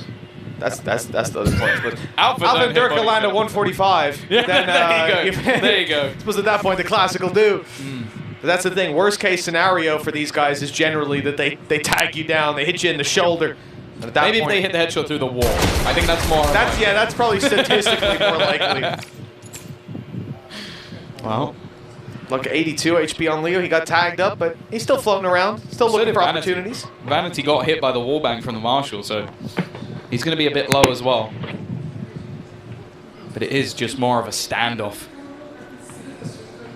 Eventually, Fnatic are going to have to be the ones to make the move. They've got that mid control, but there is no aggression here. And this is the right play from C9. Don't give them anything. Don't give them a chance to retrieve a rifle. Don't go pushing. Just wait for them to have to execute with minimal utility. It becomes so difficult to get anything done. Again, I feel like the knives have been perfect as well.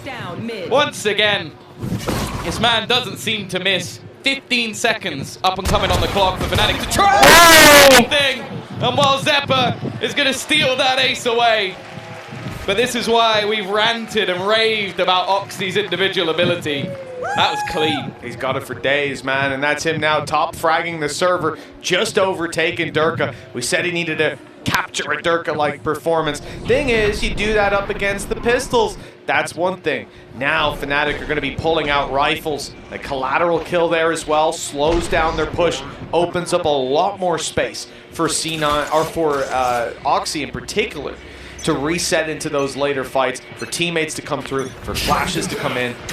Now there's a little bit more of a challenge potentially, especially seeing that Blade Storm out from Oxy though might help them out slightly. He's being spotted getting aggressive, so the element of surprise no longer in play, but that doesn't take away from the effect these knives can have. Yeah, dash gone means that the level of risk triples. And Fnatic once again, I think they were well aware of that potential push. Trips set up and also the cam just watching deep.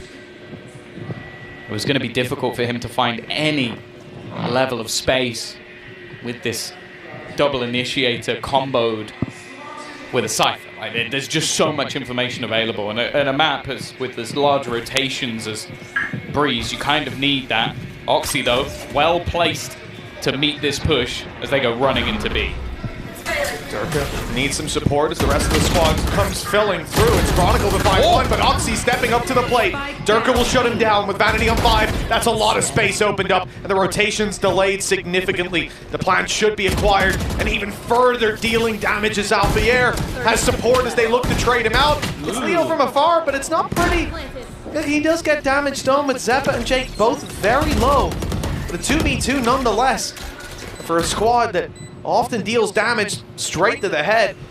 Guardians in hand, this could go either way. Still, Fnatic need to be careful not to let this slip away. Oh, that's so awkward. Jake had the jump, but it's a little bit of a whiff.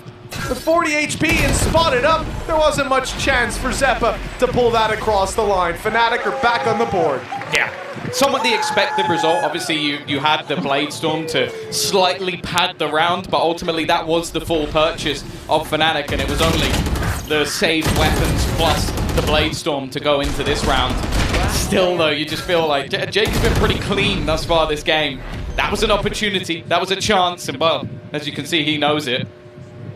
Still, though, C9 in the lead, and now they come in with that big purchase. Okay, Curry's going to be left on a Guardian, but I was going to say Oxy's gone for the Operator, but he decides against it.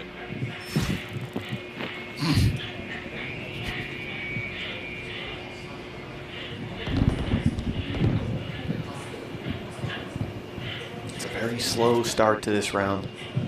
Fnatic waiting for C9 to make a move. C9 in very much the same spot. You just saw the knife used up on B, trying to clear out if anybody was towards this elbow. As you hear the camera activated and deactivated, they start to get suspicious. They have seen, you know, Cypher utility, knowing an elbow. It's not that much to work off of. You're not going to play the rotations on the back of it. And so Fnatic will find a much easier way into the A site. Cage trigger. Oh, what? That was like someone who accidentally knocked their mouse. Ridiculous. Leo has, however, managed to find Jake. We'll have to try and move on from what we've just seen. And Oxy, well, he moved his way into the site. A lot of damage done, but Durka just doesn't die. Leaving it into a 3 versus 2. All 3 players have fallen back in towards the cave, and Durka's not stopping it. That W key has been held, making his play to potentially join Paper XP. Click shift, so he's already been removed from the roster. Leo trying to use the shot darts, but they're just not ready. And again, Durka, alongside a little bit of help from Leo, is going to be able to close the round. 8-8, scoreline equalized. But I'm going to need to see what Oxy did again. That was ridiculous, dude. So the cage goes up. I'm thinking Alpha's maybe in trouble here. Yeah, that's about right. What? As I saw he's close, I'm like, okay, but you have to run through the cage and it's going to make noise. Alpha's going to turn, so we have a battle on our hands. It's insane. Our scoreboard right now, 2 players, 20 and 21. The next highest kills in the server, it's 9, and now they're even. Oxy will take the fight, but there is a trade out. Seemingly tried to do it all on his own. Poison's off. Yeah, surprising lack of support there, right? Like, he goes down, no further trades. It's an aggressive round, but especially when you have a low buy, yes, I feel like you just send whatever you have to support. At least 1 or 2, you know, you gotta have players there, bodies, but they tried something, it didn't work. Now they've got to recover it elsewhere. Alpha down to 25, that's a good opportunity. If ever I've seen one. Do they know? He's gonna be a human recon dart, he's dead. Surely Curry's gonna kill him. No, they don't know he's there. They've went back. Still, that could work in Curry's favor later on into this. As he could get the jump on them, being a little closer than expected. He's dropped Leo 20. Wow! And the right click is enough. Now he's going to Vandal. And the flash is perfect. Gorgeous flash from Zeppa, leaving Chronicle to do it all. And the spike is down on the site. This was a low buy round from C9 where they sent Oxy on runabouts. Oxy died. I thought the round should be done and dusted there. But the positioning of Curry has given them a new lease of life. Chronicle looking to drain every ounce of it out of them. 82 and 3 players swinging. No chance. C9 have the lead. What a round from Curry. Hey, he's playing with the classic throughout the majority of that. Managed to get 2 kills, and I honestly, like, I was thinking, okay, he probably gets Alpha, and then that's it. But instead, gets the first onto Leo, and he sees the gun. That's what it was. Just a pixel of the barrel of the gun, and just risks it for a biscuit. Puts that right click through. 9-8, a back and forth map of Breeze, a much closer affair. Oh, we're going to see the tactical pause called. A moment once again for Almapuddy and Imi to talk things through with the teams. I am just looking at those Jets, both with 21 kills. It has been a display. We compared them at the beginning, and I'll be honest, when it comes to analysis, it's the laziest form. Comparing 2 Jet players. Jet, it's like 2020 all over. But I was asked by our producer Sam, who I want to compare at the beginning of the day, and I was like, I have to do it. I have to do it because they have been so, like, Oxy has been a superstar. And Durka, the thing is, he hasn't been playing to, I would say, his best throughout the tournament so far. He's been very good. He's been fine. But now we're seeing why. We've always marveled. We've talked about him since the very first international event back in Iceland, where he went to take on the likes of Sentinels. Where are they now? Who knows? But either way, he has kept it on for such a long time and is still tearing up this server once again. Quieter performances from some of the other members who were there in the last map. Alpha is a bit lower down the board. Don't know if that'll last. I think it's funny as well. You look at both Oxy and Durka being 1 kill away. But 3 kills away. I suppose I saw Leo's got 12, but only a couple kills away from double the next player on the server. It's unreal. But only one of them gets to take the map. For the longevity of the series, I might be a little bit America's bias because I want this one to keep going. Yeah, listen. At this point, I don't blame you. And if Fnatic take Breeze, and move on to Ascent, it's C9's map pick, but we saw it earlier on. Yeah. And in fact, you know, reverse sweeps are rare, you know. Well, we've seen a couple, but if anyone was to do it, I think both of these rosters would be right up the top of your list for the potential. C9 with the lead, they don't want to let this slip. If they win this round, Fnatic will have very little economy to invest into the next. Ultimates might bridge the gap, especially with a Blade Storm online for Durka, but it will make them uncomfortable. And that's all that C9 can ask for, with double digits to be contended for. The attack side of Fnatic certainly focusing in on the B site, and it looks like the rotations from Jake are well timed. Almost caught, but Curry survives. The back of the site, he's caused them problems. Chronicle being revived. Now bear in mind the time, getting a little bit low. The spam throw onto Curry, he's still just about surviving. Lurking around the edge of this high tide. He's got to try and go all the way through, and he manages to find the kill. Now bear in mind, they're down to just 12 seconds. The peek out from Jake will find one, but they're still sticking that plant. It will go through. Just about. It's worked out for now. Fnatic in a 3v3. It's that op though. That's what I'm worried about. You peek out, you try to see where these players are, you try to punish on the back of that. It wasn't even the op. It might close the round, but Zeppa so quickly adjusted. He was the player they spotted. He was the player they tried to double swing. And somehow he picked up both of those kills. C9 double digits. Fnatic, well, they're gonna struggle now. Hey, listen. You and me both.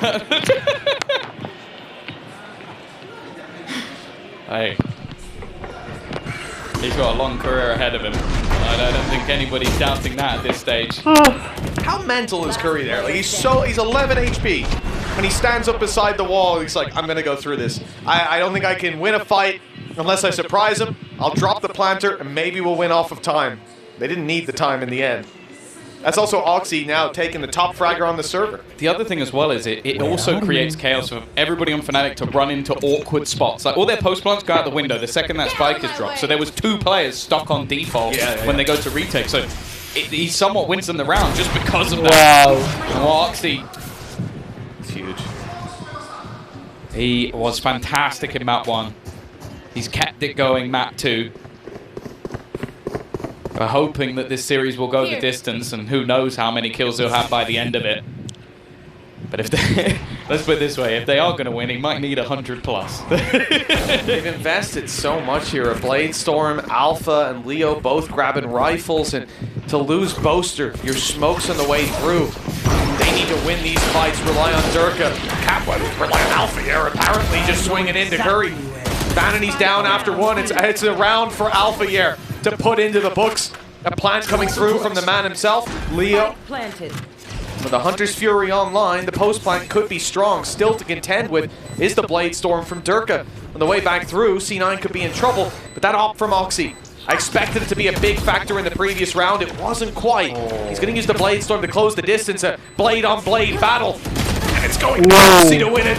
A beautiful kill, leaving just 1 man alive. Leo, miles away. He has the Hunter's Fury. He will pop it. He will use it and almost grab the kill. Oxy's low. He's delayed them at least a moment. That was almost a double. Still 2 players standing though, and he has to break the cove. It's just a few bullets needed. Half already. Leo somehow in a position where this is it's 1. Really? Red Bull clutch coming out of Leo, and are you even surprised? Are you even surprised at this point? I'm surprised he used the Hunter's Fury in a 1v3, Tom, and they got a cove! I'm goddamn surprised! I'm not surprised he won it at all. Not even for a second. This is what this man does. This is what he does on so many different occasions. Almost collided them off the back of the Hunter's Fury, but it turned out he only needed that for the first. C9. Wow. They're going to be kicking themselves. Wow. 10-9. New lease of life, but they have been shut down immediately. Cloud9 are not looking to give this one up. Leo still standing, striking the fear of God into his opponents. As once again, he looks to turn this round back from a seemingly impossible position. A 4v2, turn 3. Tapping that plant, he almost goes down because of it. The spam has done damage, and now Chronicles all that's left. 3 players facing off against him. And the heroics of Leo in the last round couldn't bring that lead much closer. With now 11 for C9, just a couple away. And actually, the money is the real issue for Fnatic. Yeah, backs against the wall now after that investment. Win one, lose one, and now look at where they found themselves. This is going to be tough. Still, Oxy up on top. We had them. Durka and Oxy were tied up, 21 kills each. And now here we are with 25 for Oxy, convincingly leading the charge for the side of C9. Curry has that pit, you saw him. He wanted to use it, but he didn't hear anybody. No point of contact, no one there. Instead, it's the A site, and he uses the pit now. Okay, it's a little late into the round when all the noise is being used on, or being made on A. For C9, they're still winning the fights. They might not need that Viper's pit. They don't need a whole lot. Jake, oh, he's baking around the back of the site, trying to catch them. Flash has unfortunately caught him. Here. He slowed down a little bit, but he has the support. They've got the angle to work with, and there's the Viper's pit doubling down. Leo is one away as well from getting that Hunter's Fury again. Just used it moments ago to win the clutch.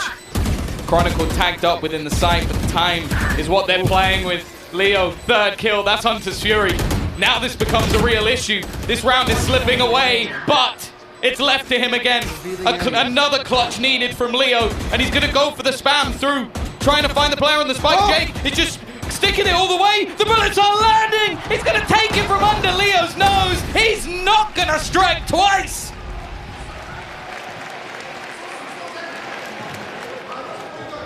But the Hunter's Fury online as well. I don't blame him for going for the spams. Conscious that that second player was likely just going to push him down and take him out in the middle of his attempted denial to lose the Viper as well, for the pit to fall. So much went against them in this round. I think none more so than the position he was planted in. It gave him a safe angle to hide behind the wall, just about protecting him. We could see the crosshair clearly lined up on the player, but it's not enough. The pyramid in the way gives him the advantage, and now C9 12-9, 3 chances to close this map out. The map pick of Fnatic, returning the favor, as Fnatic did the very same to them on their choice. This one being a little bit closer. But Oxy is looking to end it here and now. Already Alpha airdrop. Hunter's Fury being burned up. A desperate attempt to entry into the site to find some space, but there is next to none being granted. One by one they've fallen. And although C9 have some low players, the advantage remains well and truly within their grasp. The Seekers even locking in these final Fnatic players. They know exactly where they are. It does give the information that that flank could be coming though. Blinded. But Vanity won't mind. Leo trying to sneak his way through. He's got a lot further than I actually expected him to. It seems like they're aware, but he's already found one. Oxy quick to trade, and up close Jake will put down one more. Boaster. Well, he said he's not the man to win a 1v5. How about 4? No. Oxy's the man to close it. This young star having one of the best performances we've seen on this stage. And with 13-9, it's no clean sweep, Mitch. We were worried after map number 1 that maybe Fnatic would just close it out in 3.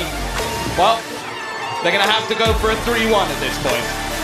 They decided to put on a show, and I'm happy that they did. We're going to get... We'll be... As we are there.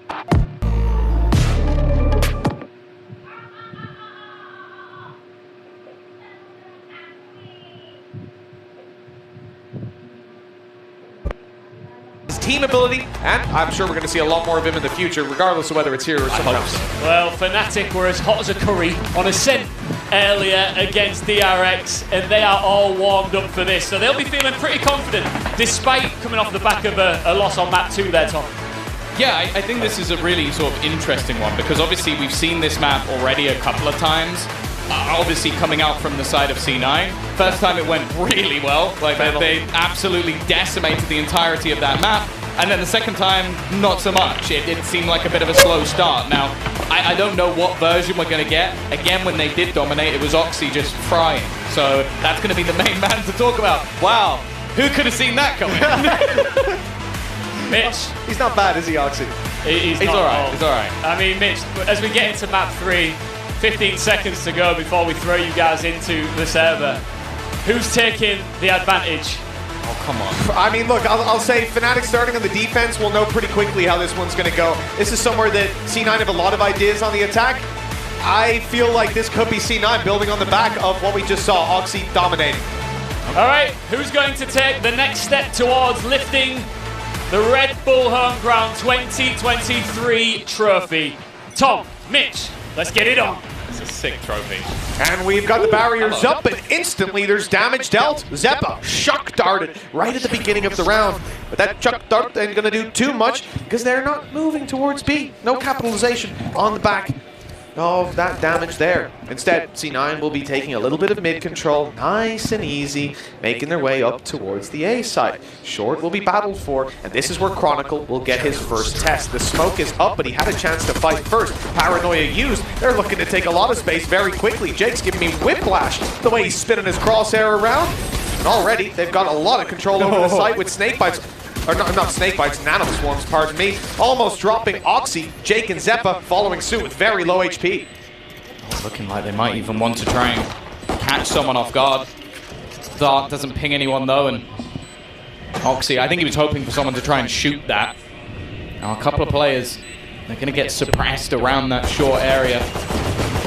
But Fnatic are taking their time. They've got to be careful they don't run out of it. At least the first few go to C9. It's the low HP that I'm worried about. Jake and Zeppa need the element of surprise, and Leo is the one capitalizing those kills. Jake's got one. Vanity down below. He's swinging out wide. He's caught them on the defuse. He's spamming in for damage, delaying it, and in comes his teammate. Jake down, but Vanity might have won this on time alone, and it looks like it's in the books for C9. Another pistol, their third in the row. And that's what you want to see if you're a C9 fan. North American Valorant now has the lead. You could see on Vanity's face, he was a little bit confused that there wasn't a peek out of there, but Leo checking the other side, and well, the clock has not been kind to him today. That's been one of his main nemesises. Either way, 1-0 lead taken, and it is looking like it's going to be much more of a brawl. He's not afraid to give a little bit of attitude, is he? I saw his exchanges with Leaf the other day on Twitter as well. He was he's a sassy man. I don't think there's any doubt about it. It absolutely is. That's what we love to see. So, interesting setup as well from Alpha. Obviously his turret's down, but typically you're going to be trying to use that turret for information, wall banging off the back of it, actually getting contact. That's why he's got the Sheriff to play with. And on the other side, you know, that could be something that bridges the gap slightly if he can manage to land a few of those shots. It's tough with a Sheriff, though. Oh, he's actually going in. Wanted to fight inside of B main, but yeah, he's alone. That's the thing. Back. He needed information. The dart was sent over the top by Leo, but it doesn't get anything. It doesn't even get a ping. So they basically rotated players further into the A site. So Alpha, rightly so, wants to take some space. Instead, well, the patience of C9 hasn't yet been rewarded, although Chronicle really going, just fishing for information. They still haven't found too much, and it looks like there's going to be a ruse sold by Vanity. Now, bear in mind, he does have a rifle, so he doesn't want to just run in. Yeah. But there is now no one on that B side, not a single player there. Yeah, very well sold on the side of C9. 30 seconds and at this point, you know, with everything they've got to work with, Oxy, obviously he's cleared at the backside now, but he'll be looking to get up close with the Judge. Zeppa's already been dropped though, so there's not really anyone to cover him on the way through. They haven't got smokes up to block them off. So instead, he's just playing on the stairs, denying the re-entry towards the B site. I do wonder, though, if Fnatic will be even trying to get back in towards this site. Instead, I imagine they'd want to box them in and cause damage, make this a very costly round. And with two players still trapped in there, the possibility is certainly there for this to go their way. At least to run the economy lower. Leo grabs one. Those two players still trapped there. He's got a rifle.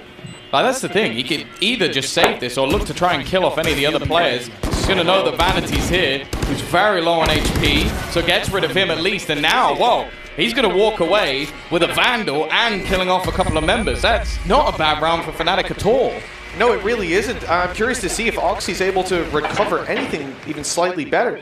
No, it looks like he's just bringing the Judge through. So all in all, a very costly round for the side of C9. Well, also, Leo was the player who actually spent more than everybody else. So he spent down to, I think, 1,100. So this now confirms any extra utility he wanted and makes sure that he gets shields alongside a better rifle than he may have had before. So that's actually probably the best case scenario for Fnatic, other than actually just managing to win the round. And also, he's now only 3 away from having his ult, although it's worth noting Curry's 2. 5-0. Technically hasn't died, right? Why is there an attack side, Bucky? Especially when we already have a Judge, you know. They really like their shotguns here on C9. That's all I can say. They're getting quite close. Chronicle already eating the wrong end of that. Oh, no. And Jake is quick to trade, not even losing Oxy on the way through, who's now upgraded to a Vandal. This is about as bad of a start as you could physically imagine. That'll be it. Through the smoke. That'll be now as worse as it can get. Yeah, this is horrific. For Fnatic, they've just been decimated by a Judge. W-keyed by a Judge. And then the rifle's also been retrieved as well.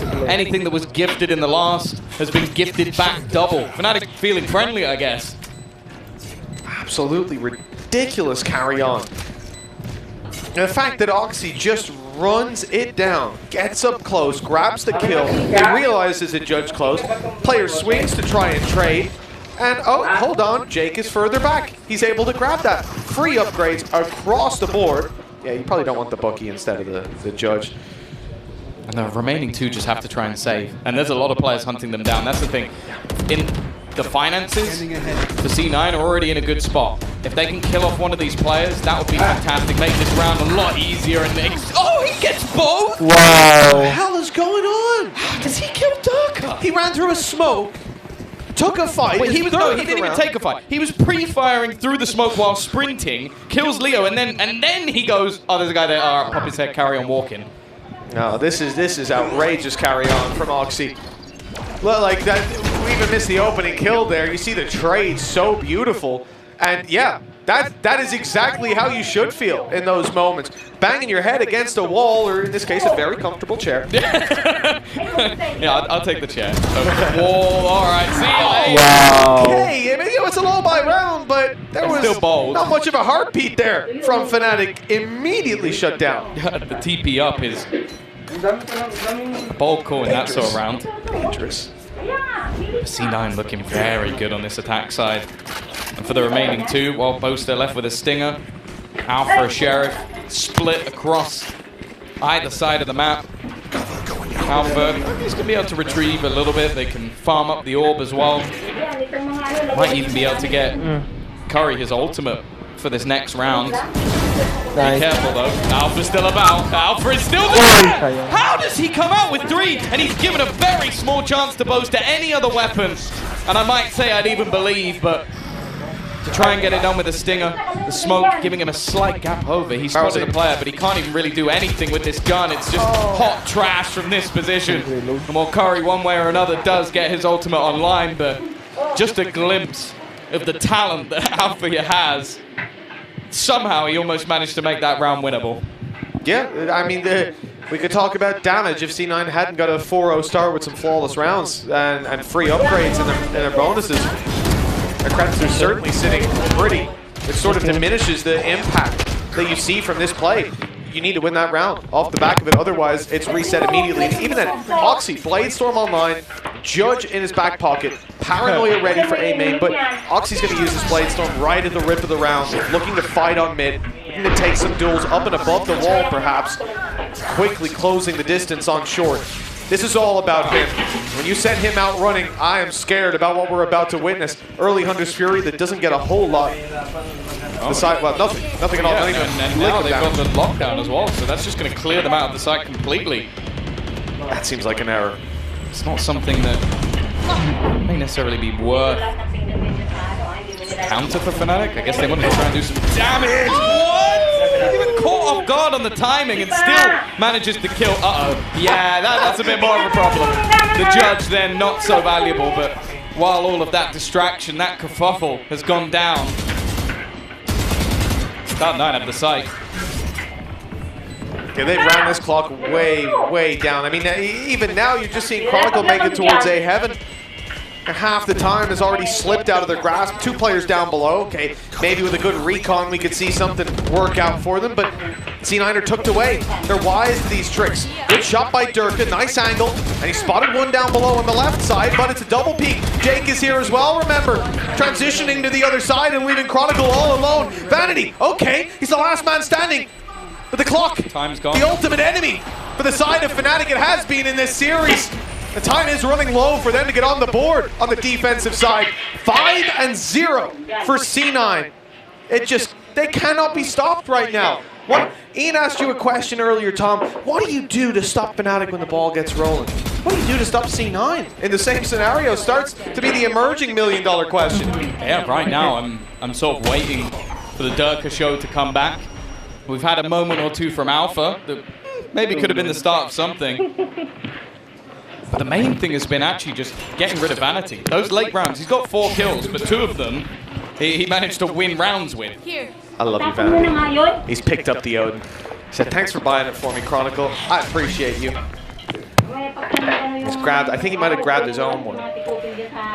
He saw the opponents take it, and he wants a bite of that action, a slice of the pie. Both players with their drone out. Yu-Gi-Oh! Dueling discs in full display. The attempt from Vanity. Oh, that is a shutdown. Ultimate instantly canceling out his drone. No, thank you. Information is going to be thinned on. That's a great angle for Vanity. If Chronicle peeks it, he just... No, never mind! He was low already, but only 1 shot connected. A quick return of the headshot. And with the Vandal, that's all he needs. Yeah. He raised his Vandal to the shots. The Odin. And as said, one of the major problems for Fnatic is those late round clutches coming out of Vanity, the time being bought, and especially with this Hunter's Fury, taking that out of the round is going to make things troublesome. 3 players also committed to this B site, 2 at the back of site, the other is Durka. They're selling this ruse though. That ruse has worked wonderfully. It pulled Durka completely off. All they did was pop the ult on the other side, but they still have to deal with the likes of Leo and Chronicle. And that in itself can be difficult enough. Jake, he has to go B. He doesn't have the time to do anything else. And these players at the back of the site need to be eliminated. The paranoia is perfect. And Chronicle, as you said, he was low. But he hasn't missed a shot since. Zeppa now doesn't have any time. It's all about damage. Can he take any of these games out of Fnatic's hands?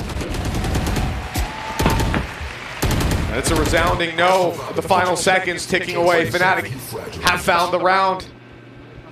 That's a remarkable performance from Chronicle. He was 40-something HP. Well, yeah, an extra bullet goes through the wall, and he died. Like, that's literally an extra bullet through the wall when they were spamming it. Yeah, geez, that's exactly. As well. Ridiculous shot by Chronicle. And he's just so cool and collected there in the player count. 13 HP taking all those fights. Doesn't give a damn. He was 24-8 on Ascent earlier in the day versus DRX. This was his map.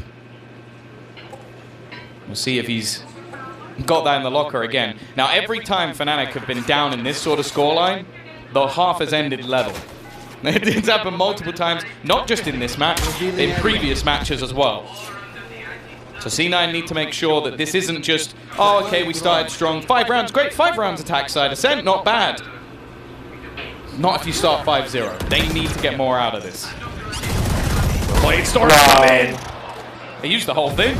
Yeah, just, you know, he really wanted to make sure he hit something. Oh my God. Luckily, it was the head that landed with Zeppa down as well. He's the player jumping up. Like that. Yeah. That's the insane thing. Like, Zeppa is waiting on that angle. It's like he's playing on the Turkish servers and has that like insane ping peeker's advantage, but it's not. It's just Chronicle. That's just him. Drone out, clear and close on Pizza. It's wide open for the taking. They see that, so you can turn your back now. No longer needing to worry about mid. Focus will instead go towards the site, but okay. Chronicle's going to be dropped. Durka, having used his Blade Storm, right-click now, he's in a little bit of trouble. Sheriff in hand.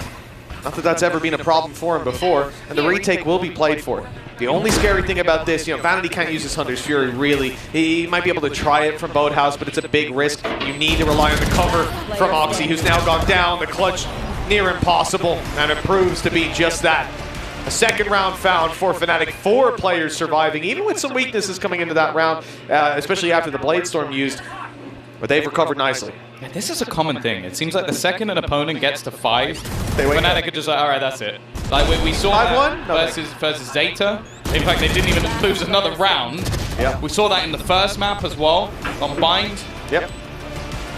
It just seems like that's the moment where Fnatic come online. And that's it. I'm now looking at C9 to break back. Oxy back on the Judge. Normally on the attack side, I'd be frowning, but he has had a lot of success, and I think they're going to go back to that same sort of A take that they did before, with him really going for early space, stopping any level of aggression. And the fact is, Fnatic aren't pushing this anymore. They're placing the smoke down the same, but they are not going forward. That's actually happened on B instead.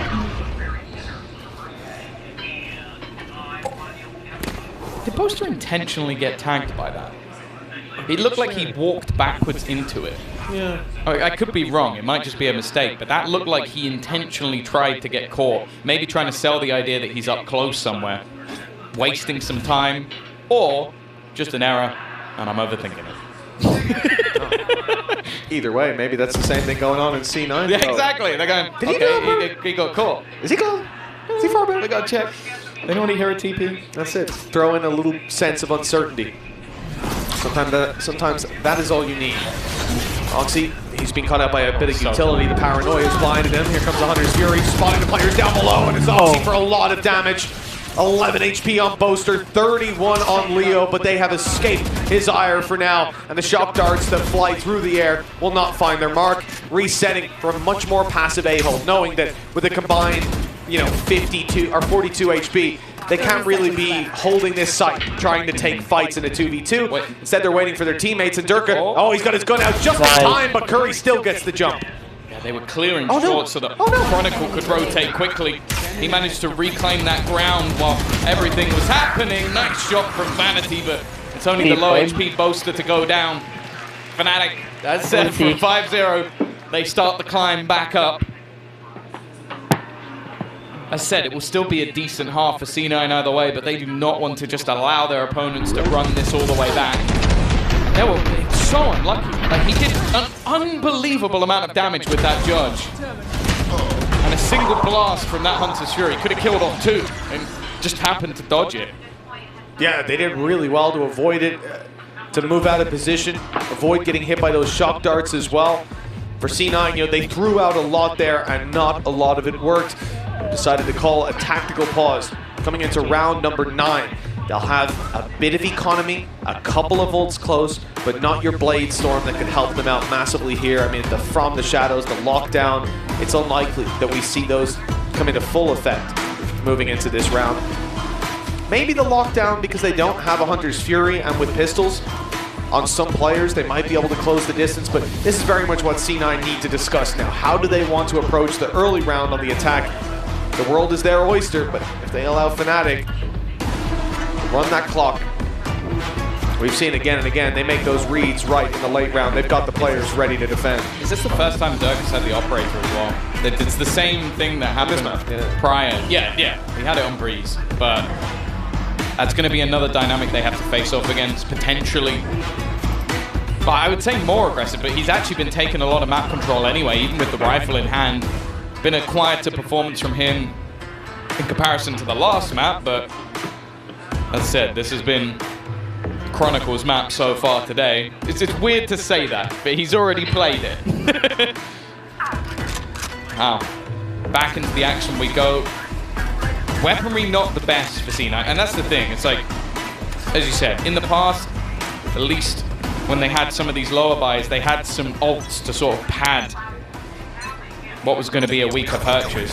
I do always have a bit of faith though with them when it comes to the stingers. I don't know what it is. I feel like they, especially Zeppa, I felt like his stinger is actually better than some of his rifles. Yeah, you were saying earlier, and I very much agree with it. He's put the time into that weapon. He's intimately familiar Now Maybe he has a bind. This is an attempted punish. Boaster has a paranoia ready to play. He uses it on short, and that's perfect. Leo able to get a double off the back of that. Jake very low. And oh no, a well-placed Nano has completely caught out some of the Fnatic members, leaving Alpha and Leo down. And Boaster with a lot to do on the site. He's done well to find the first. A good headshot connected. The drop, very much getting the drop on him is Jake. What a round from this attack side Omen. But still, so much more work to be done with the swing out from Durka. It will be Jake the try. Wow, lucky. 5 HP left on Durka. That could have been huge, but even still, Chronicle would have gotten that trade. Yeah, it's not a bad idea to try and switch the fight to Chronicle, the more immediate threat. And again, with what was a low investment round from C9, it was close, but not quite enough. It's this initial trap play, though. I believe there was not only either the knife or a secondary flash out from Chronicle, but a lot of assists coming through for the Fnatic side. And now after, as said, a 5-0 lead, Fnatic are climbing. 5-4, purchase still available. You're gonna have yourself the lockdown as well, but now that counter is available for Leo if he decides to use it. And the pace change, straight into the site goes Oxy. He's gonna take that control, but his teammate is gone.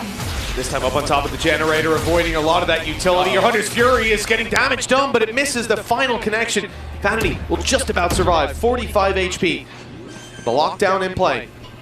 C9 have full control over this site, and even a little bit of a push out of Oxy. No dash to get out of there. He is caught out of position, out in the open. A late flank by Curry. He has one completely off guard, but look how many players are waiting on short. Vanity, 45. Nice headshot to start, but that's it. There really wasn't much hope. As Chronicle finishes off this defuse. Or even Leo. And of course, because the other two have ultimates to work with, we've ended up, you have a guess, Tom, neck and neck. No Would way. you believe it towards the end of the half? No. I'm shocked. 5-5? First time we've seen that scoreline today? When you could call it from 5-1, it's happened too often at this stage. I don't know what it is. Fnatic don't like seeing their opponents going above 5. It's a close matchup, man. It's a weird one. I also think as well that, like, the fact that, like Oxy's play there, you watch him push very deep. He knew that if he lets them take that control, there's a lockdown coming from Alpha. He's been holding that for a few rounds, so it's like he tries to get up in a position where it's like, okay, at least my teammates will be able to get that little bit. Oh my god. What are you doing, Boaster? He's trying to impress the crowd by the looks of it, with a little bit of a pinch alongside Durka. They've taken the brunt of that one, but Chronicle took his AWP, and he's found himself the kill. I actually kind of love that play. We'll talk about it in a moment, though, because Alpha is now under threat. In fact, it might be Leo who's going to be challenged. The drone destroyed the paranoia deep, but Leo's able to reposition now, playing up in heaven. Oh, and what a shot! Wow. Zeppa deleted! Out comes the shorty, but it's not good enough. 16 HP left on Jake. It should be an easy conversion, and indeed it is, with the turret finding the kill. It's only Curry. 1 versus 3. An operator holding towards his spawn, and 2 players if he is to break through to the A site. One saving grace might be just how low Durka is. The problem is he's not going to miss that shot. Wow. 6 rounds on the board for Fnatic. 1 left to play for in the half. And well, I would almost gamble on it going to C9. Yeah, I'm ready for a neck and neck. I'm ready for a 6-6. Seen this one before. It's happened too often, but this has got to be just backbreaking to be this far in the lead and then just round after round after round. That's how my shorty works. Yeah, I was about to say, I've seen that in my ranked games. It can be kind and it can be cruel. But that's the thing. It's like even with the sort of the risky stance, the change up, the switch up from Fnatic, there was just that extra level. Chronicle being able to find one with the operator. Now they're going to go fighting it towards middle. Boaster. Oh, damage. Suppressing fire. I mean, is this not bad? Zeppa and Oxy are both going to be tagged up. Advanced position in main. Caught Vanity, trying to drone it through, but now it's a little bit awkward because Durka has no support. Leo's being dropped with the Blade Storm. And this operator now has to stand strong against what could be an avalanche of players coming his way. But I want to look at the other side at Curry. He's got a great position, but he's being spotted. And Oxy swinging through onto Durka. This must leave the round in tatters. Using this ultimate, obviously, it's the last round. You're not saving it for anything in the future. But they are going to push him down. How's he alive? What is happening with Oxy? It's on the other side of the map to where the plants come in, fighting into Boathouse. If anything, he's just done well enough by delaying this long. Yeah, the Boaster's only just starting his rotation. Alpha even making that decision to go in alone, and now Boaster once again, he's going to be left in a 1 versus 4. The 6-6 was calling, even a 5-0. He'd have to pull off miracles to be able to stop this from happening. Paranoia still available as well to just crush him at the end. And Zeppa will be there to kill him off with his trusty Stinger at that. We're level going into the break, but honestly, from 5-0 down, I don't think C9 are going to be happy with that. No, not at all. They had 5 rounds in a row. They won the pistol, but at the end of the day, you know, a 6-6 half is just par for the course when it comes to this series. It's what we've seen again and again to start things out. Don't even know quite how to explain that. And Oxy, he's having one hell of a game. I mean, when you're causing this much of a problem to your opponents, where you even see the impact when Alpha swings out, there's no smoke down for him to work off of. That was a fake as well. Yeah. The rest of the team flying on the other. One man fake. One man fake with a 3K. And then I think he was like 15 HP after the first one when he got his Blade Storm, just popped it and took 2 more down with him. Like, he basically won them that round on his own. Even still though, it was a good resurgence from Fnatic. The thing is, 6 rounds on attack of Ascent, that's a great half. If that's a back and forth, maybe you don't win a pistol, Cloud9 would be over the moon. It's just the manner in which Fnatic seem to climb back into these games every single time. And now heading into their attack side as well, that's where I feel like both teams have kind of thrived. Like, we've seen some really solid attack side halves. Fnatic's synergy has looked great throughout. And again, it's someone we've talked about, but I think the pressure now comes on to both Oxy and Curry. Like, Curry having that site anchorage, and then also just if that operator comes into Oxy's hands, he went on a tear in their first map of Ascent in the tournament. I think ended with like 25 plus kills and barely any deaths to go with it. Either way, we'll soon be getting into that second half. And one of these teams is going to be heading towards that map point, heading towards a spot where they need one more map in this best of 5 to take it over the line. You don't want to be needing to win 2, I'll put it that way. The comeback's always more difficult. Winning that pistol might just get them that step closer. Oh, we've seen some aggressive rounds, especially early rounds from Fnatic on their defense. Certainly something to keep an eye on from C9. We know that they can get up in their opponents' faces whenever Oxy starts to get in the rhythm of it. For now, in the pistol, we won't see any shenanigans or tomfoolery from that C9 side, sitting back and waiting for their opponents to step up. Vanity has managed to make his way into Wine, which could be a bit of a problem. The element of surprise, it all comes down to timing, and Chronicle has got the element of surprise. He's caught off by Vanity. It almost looked like he realized the set, but just a second too late. Yeah, and you could see the cogs turning. He's like, oh, if there's someone there, I'm... Why would he think the main is secure? Oh, Wine. Oh, no.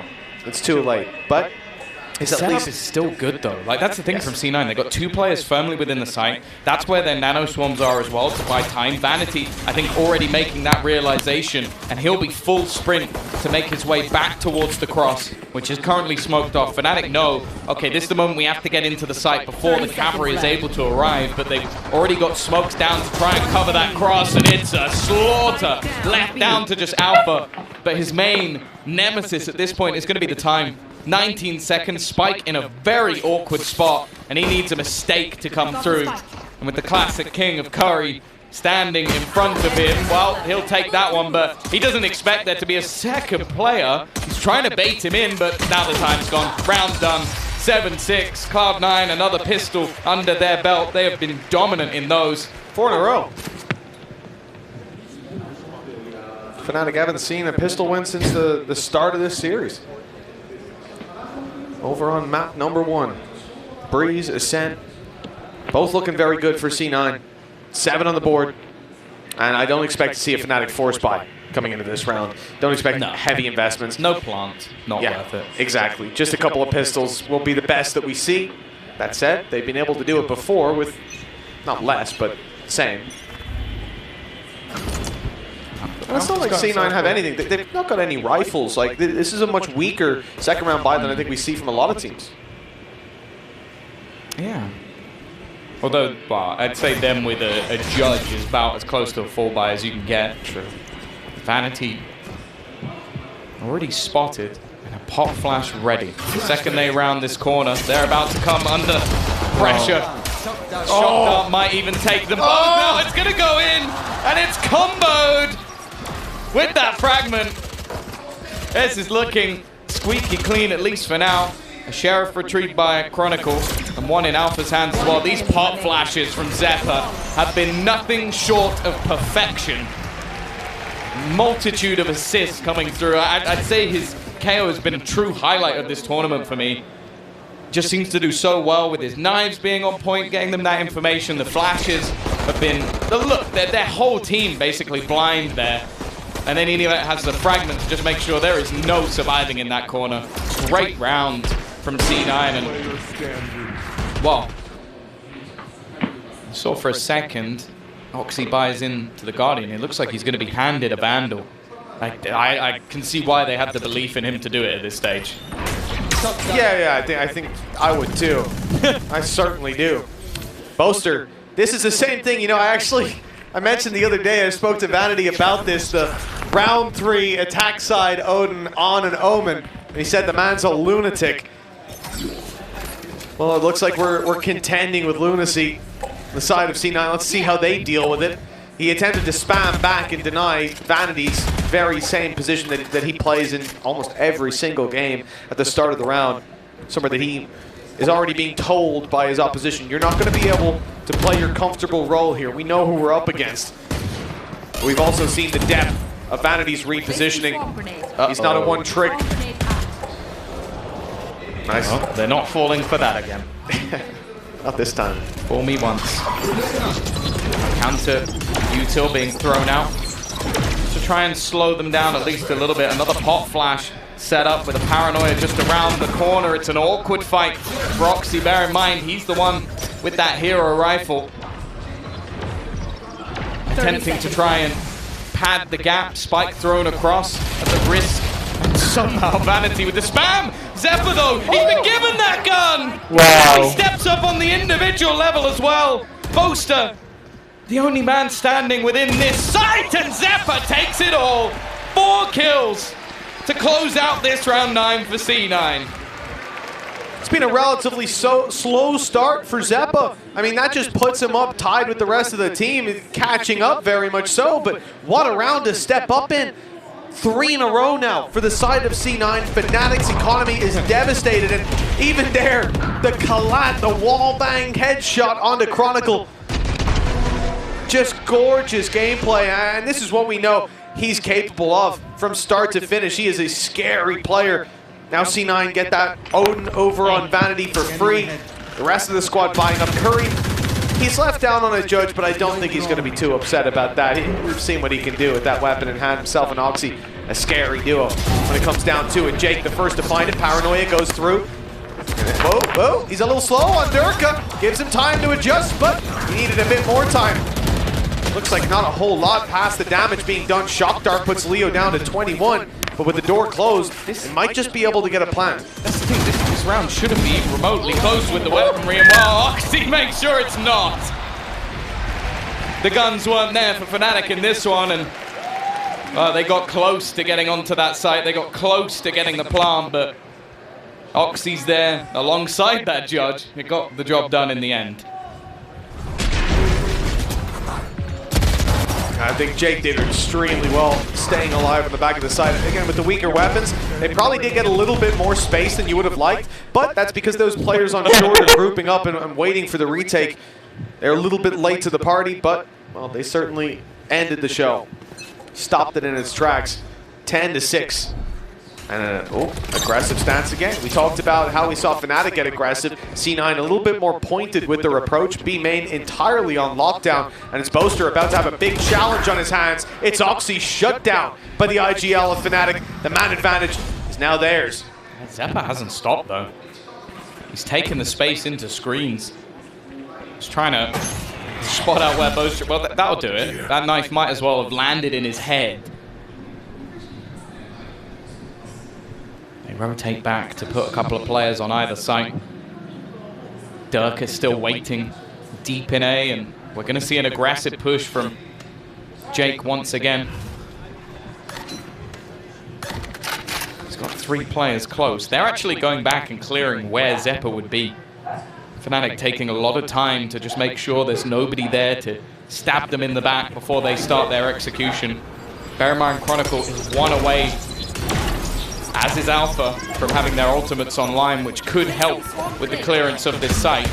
The only issue is the amount of time that is left, and they're in fact going to double back in towards A. This is where all of Curry's utility is currently waiting, as is the Odin of Vanity. Unusual position for it. Extra little bit of support that can be brought to it. Repositioning on the back of those nades, though. It puts them on the back foot for just a moment. Spams from Curry. He's trying to stop them, but there's no denying that plant, and Fnatic quickly bite back. 4 versus 2. Alpha and Leo desperately low. Those shots need to be landed. Great return from Jake. He knows there's 1 below. He doesn't know about the second, and even a player over towards the generator. Cover going out. 6 and 33 HP, 85 on Boaster. This could be so easy, but closing it out is a whole different story. Jake with the jump over, still hasn't spotted Boaster. Tucked in, Leo already dropped. And it's the second man below that might not be expected until now. Now the information's there to play with. The defuse not going to be just perfectly taking every kill in their way, and just in time they'll grab the defuse. 11-6. C9 edging ever closer to taking a map advantage. Again, it's a round that looked like Fnatic had it in the bag. The afterplant, okay, they were low, but the time that had been bought looked like it would be enough. And then Zeppa, I mentioned that he was definitely further down the scoreboard. But now he's right back up there with the rest of the boys. In fact, just 2 kills from top to bottom on this side. A true team effort from C9. Oh my god.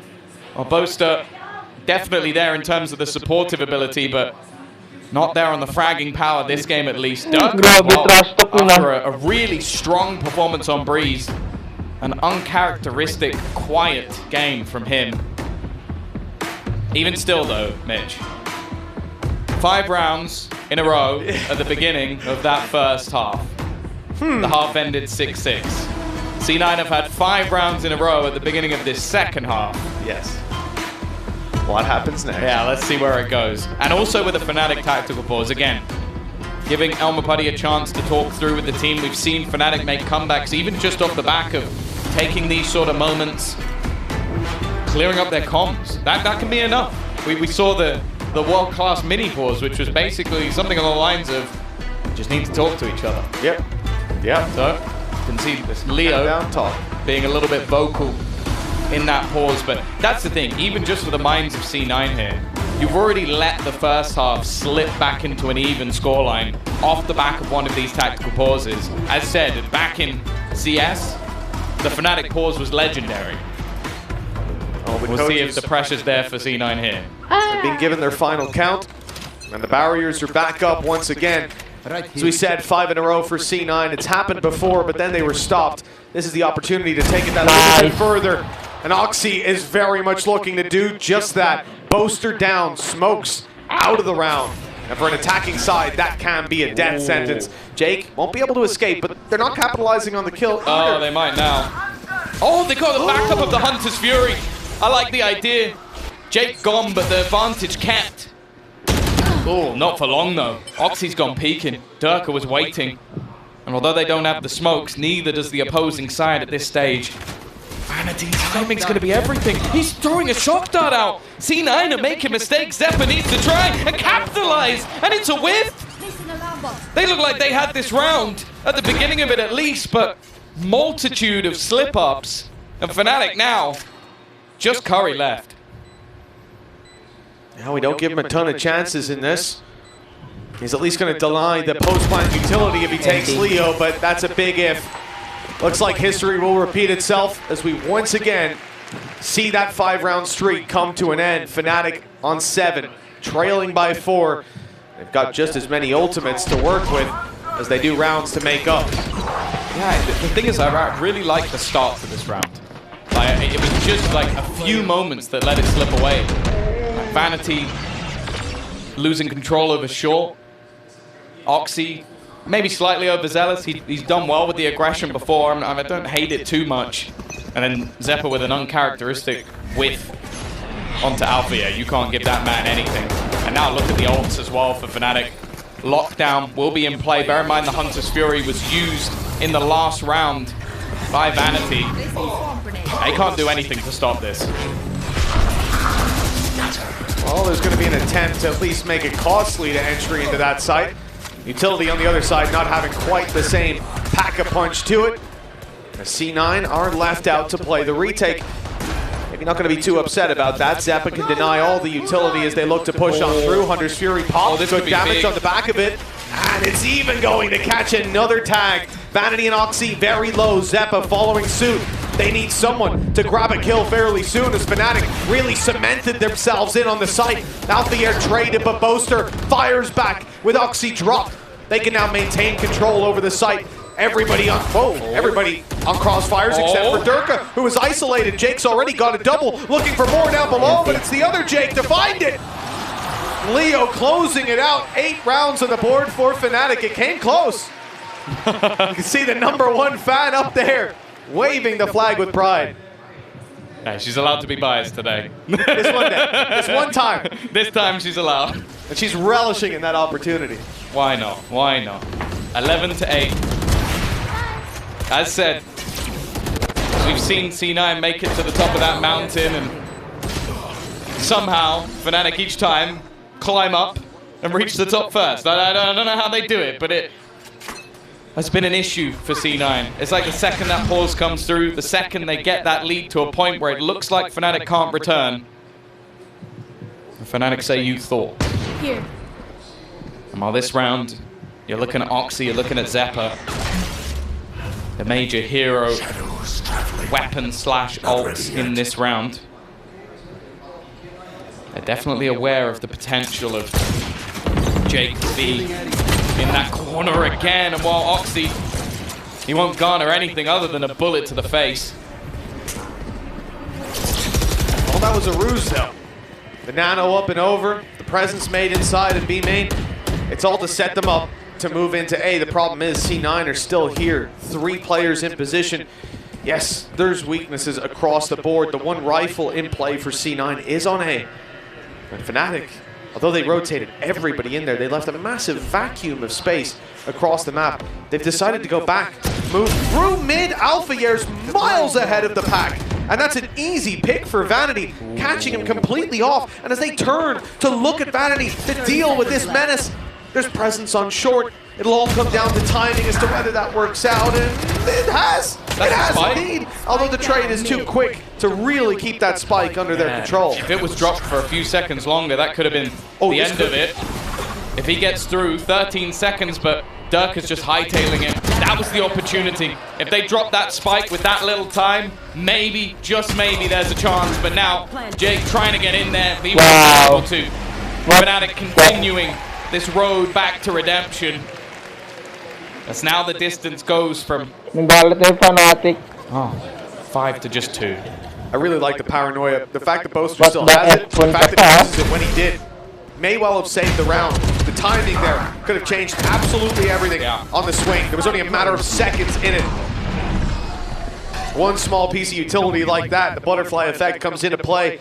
As we see this scoreline close down to just 2, C9 have got to be getting major flashes of deja vu.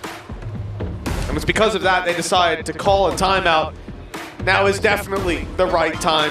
You can see it on the faces of Fnatic, like they're smiling, laughing. They know now that they're in the heads of their opponent. They've done it in the first half, why wouldn't they be able to do it in the second as well? And for him, this is where, well, he really earns his money. Just a gimmick. Something to try and reset things, because his team have played fantastic from top to bottom. There isn't a piece missing from this C9 roster in terms of ability.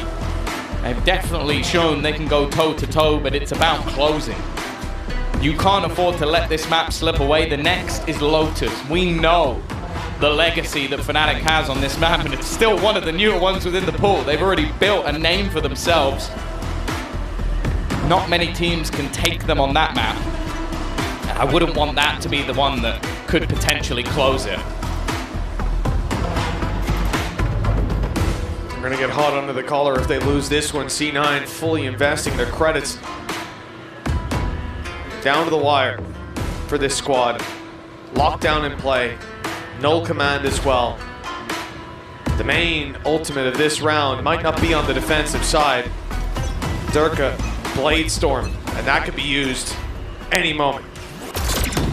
Give them that extra level to play with. Poster trying to entry B main with the Odin. It will be denied, but it's a costly piece of utility used to do that.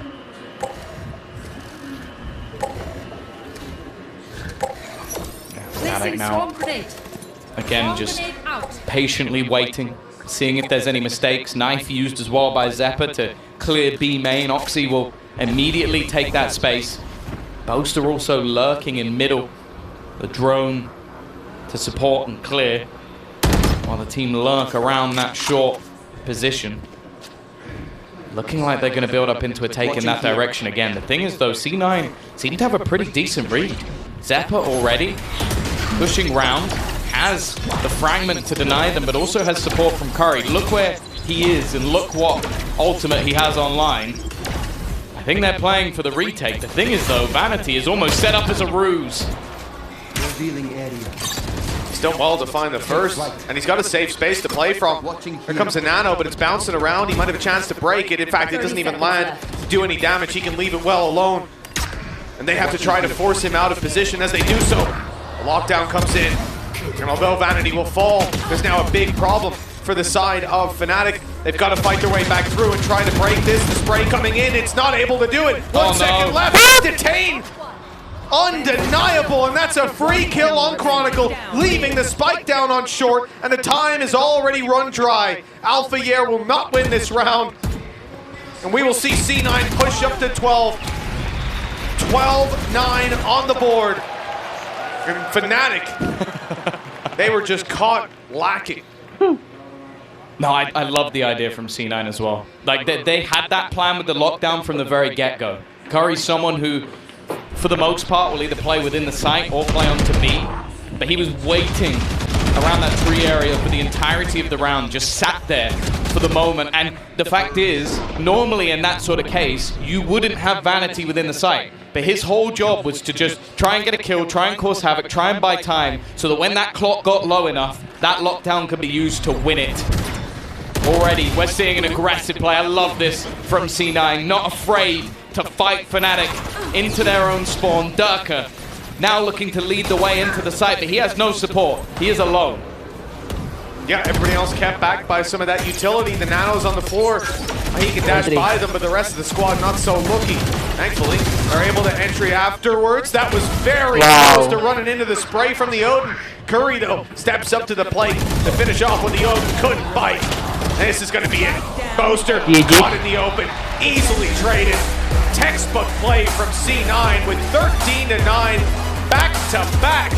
They are now 1 map away from taking the grand final.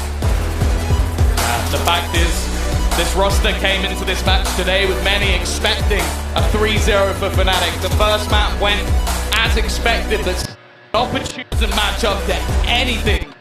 A best-of-5 series.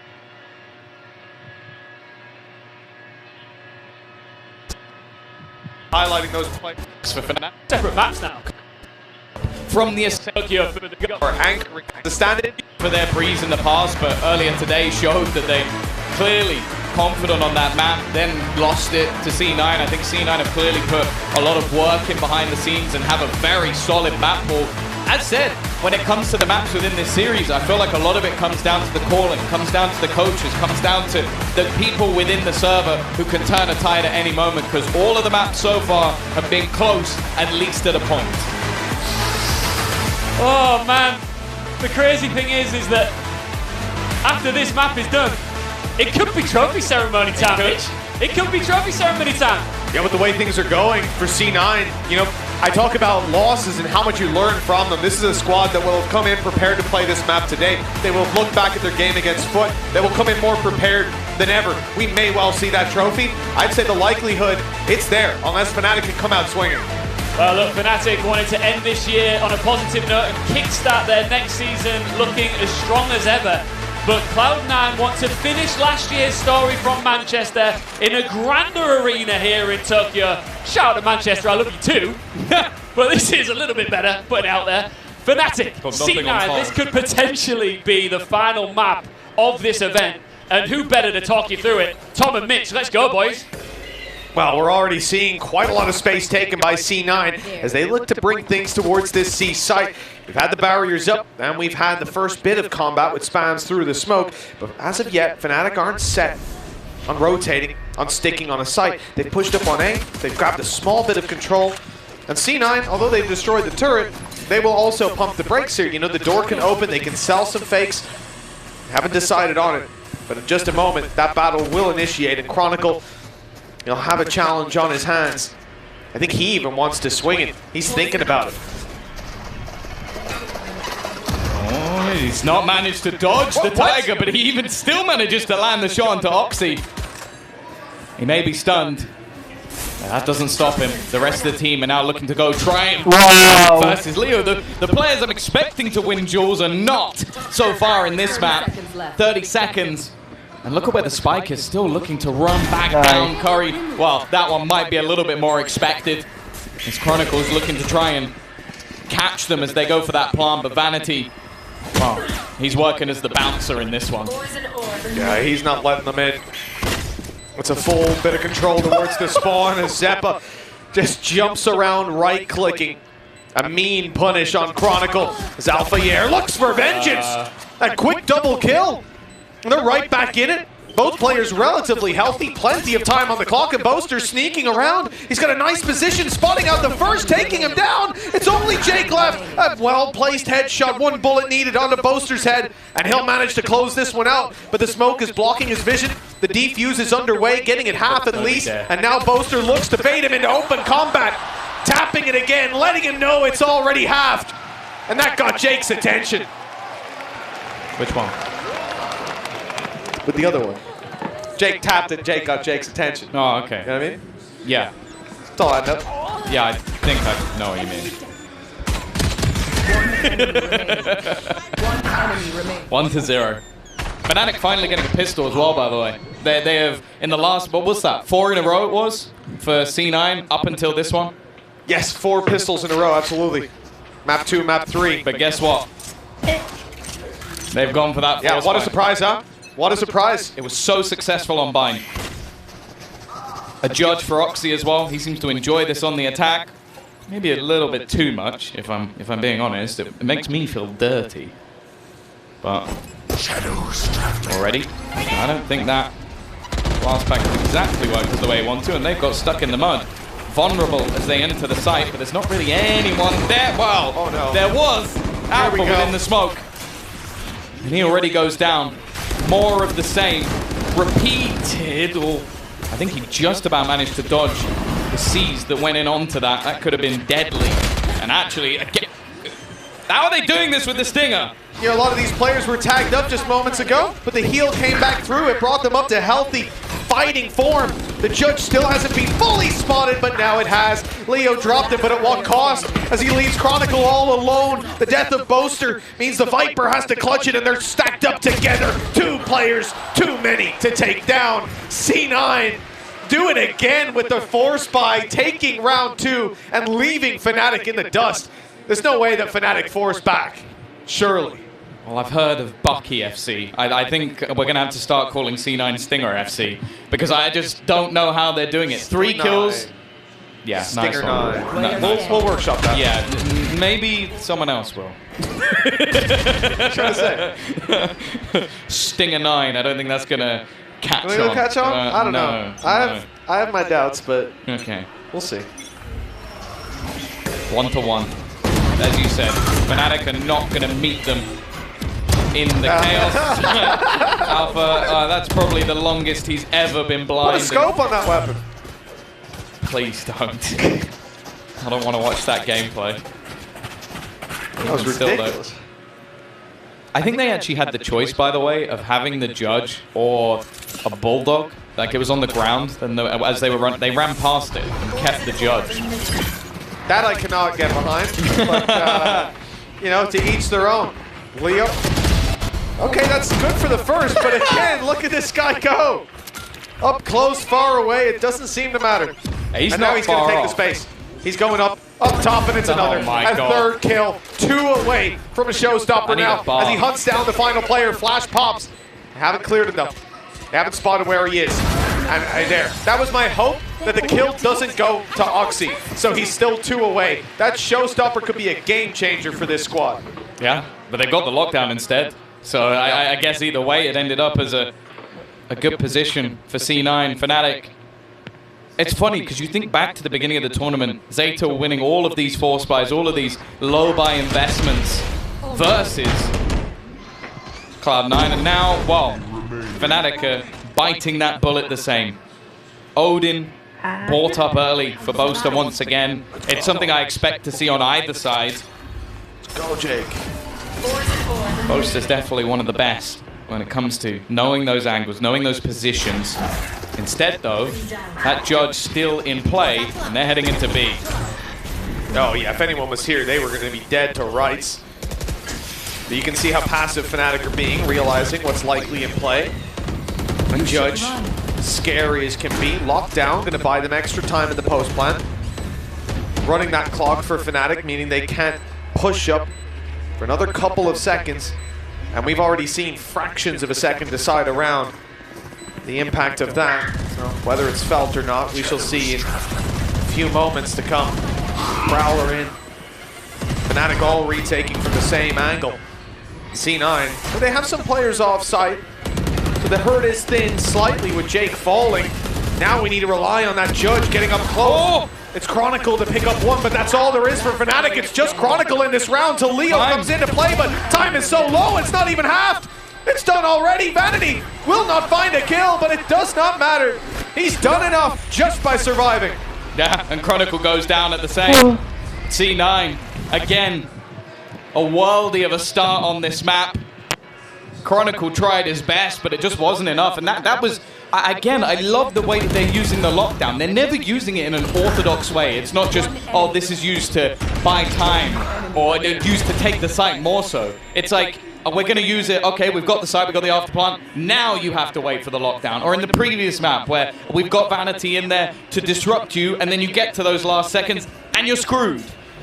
C9 have been imaginative, creative throughout the entirety of this series, and Fnatic, well, they are the masters of innovation. But right now, oh, they're looking like they're second best. There's not a lot to be said for this round. Scraps brought into it. Chronicle already down. One of your main defenders on that A side. Leo's been good with the Stinger to find at least 1. This time, he leaves Vanity on 9 HP. You know, it's a good attempt. Don't get me wrong. Just not good enough. He's still got the Judge! Of course. And with results like that, why not? Even if you drop it, doesn't give them too much to fight back with. Boaster, he's being spotted now. That same flash we saw when it was a 5vx last time. Good luck. Hey, he's finished off the 9 HP Vanity at least, but that just means the Judge gets upgraded. All in all, no losses for C9 that are really noteworthy. Economy now starting to look extremely healthy. I almost feel like we'll see a 5-1 out of this, Tom. I know like the economy doesn't quite look the same as previous, but just because of how every single map has gone. Yeah. 5-1 Fnatic win the next round. That's how 5-1, 6-6 off. Yep. Let's call Seems it like now. a safe bet. We'll see how it goes. Throwing everything else out the window, but they might want to try to get back in a little earlier. 5 rounds they call attack. Who knows? They're going to come in and try and turn the tide a little bit. And all in all, both teams with high impact ults. 2 Viper's Pits. Obviously got the Showstopper as well for Oxy, and the Nightfall available for Leo. A decent counter, or 2 decent counters I'd say, to the Viper's Pits on the other side. Odin as well actually being kept in on that attack. So Vanity, he might try and counter spam the ideas of Boaster. Be interested to see what gun Boaster actually invests into this one, but I think Elmer Putty maybe realizing that after the last map, 2-1 down, they need to stop the rot a little bit early, otherwise that trophy might be heading home, a long way home, welcome back to North America. You can see the atmosphere on the faces of these players. There's not a lot of happiness, not a lot of smiles over on the Fnatic side. As soon as the pause was called, C9 were nothing but smiles. I saw Emmy cracking an ear to ear. I imagine there was some sort of a comment along the lines of, well, we don't need this timeout. We don't need to change. Stick with it as it is. Vanity has gone for the, you know, my guy talks a big game about poster zone. Now he's come in with his own on the attack side, Viper. The Chronicle play. And he went for the Chronicle spam, but Fnatic still managed to push up. I call it the Chronicle spam because Chronicle does it. He also got lit to 44 HP by it. R72 with the wall. Nice shot. Oxy on Boaster. And they are now forced back a little bit with the Viper's pit coming into play. They will have full control on the C9 side over this C site. Almost nothing that can be done. There was a good C's hit, but nothing to capitalize on it with nobody close enough to throw any damage-dealing utility. There we go. Nightfall in though. That's a big reveal as to where these players are, but no capitalization. They're waiting for the push of Chronicle, but as was Curry, even with his turret in position to spot him, even that bypass by Chronicle, it didn't matter, and they're out. Yeah. The defensive side have decided it's not enough.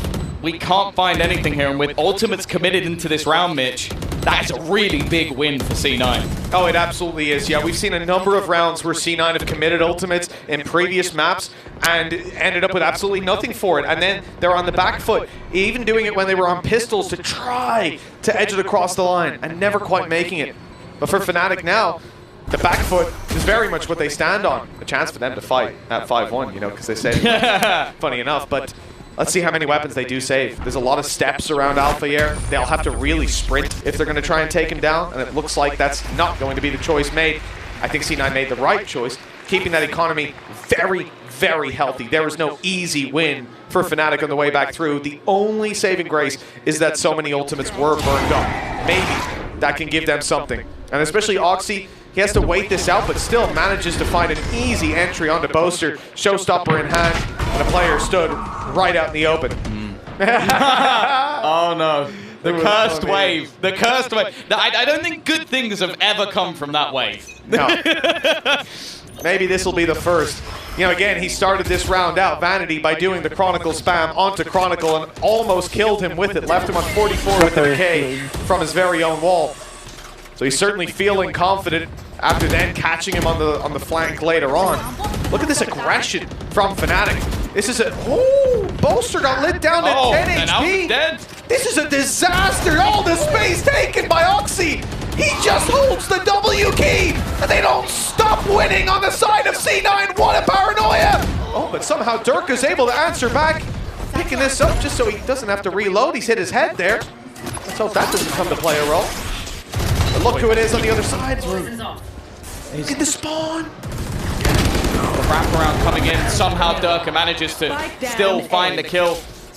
And actually, if Chronicle gets this right, he might just find himself the spike. There it is, right in front of him. He's killed off Vanity. And now it comes down to this 1 versus 1. Facing off against Zephyr. Fnatic potentially able to break back, not cleanly. Maybe even taking the gamble just in towards this A site. There's not a lot of time for Zephyr to play with. It just depends on where he thinks his opponent has gone. And well, he's got it right, at least for now. Does he continue any further? It looks like he's just going to have to stick to the B site, get that plant in. And while now, Chronicle has the information of at least roughly where he is. Dog online, but you're not really going to use that if you're Zep until you're in a safe corner, and that's where he's just made it to. The barrel might have been seen. It was called by a teammate.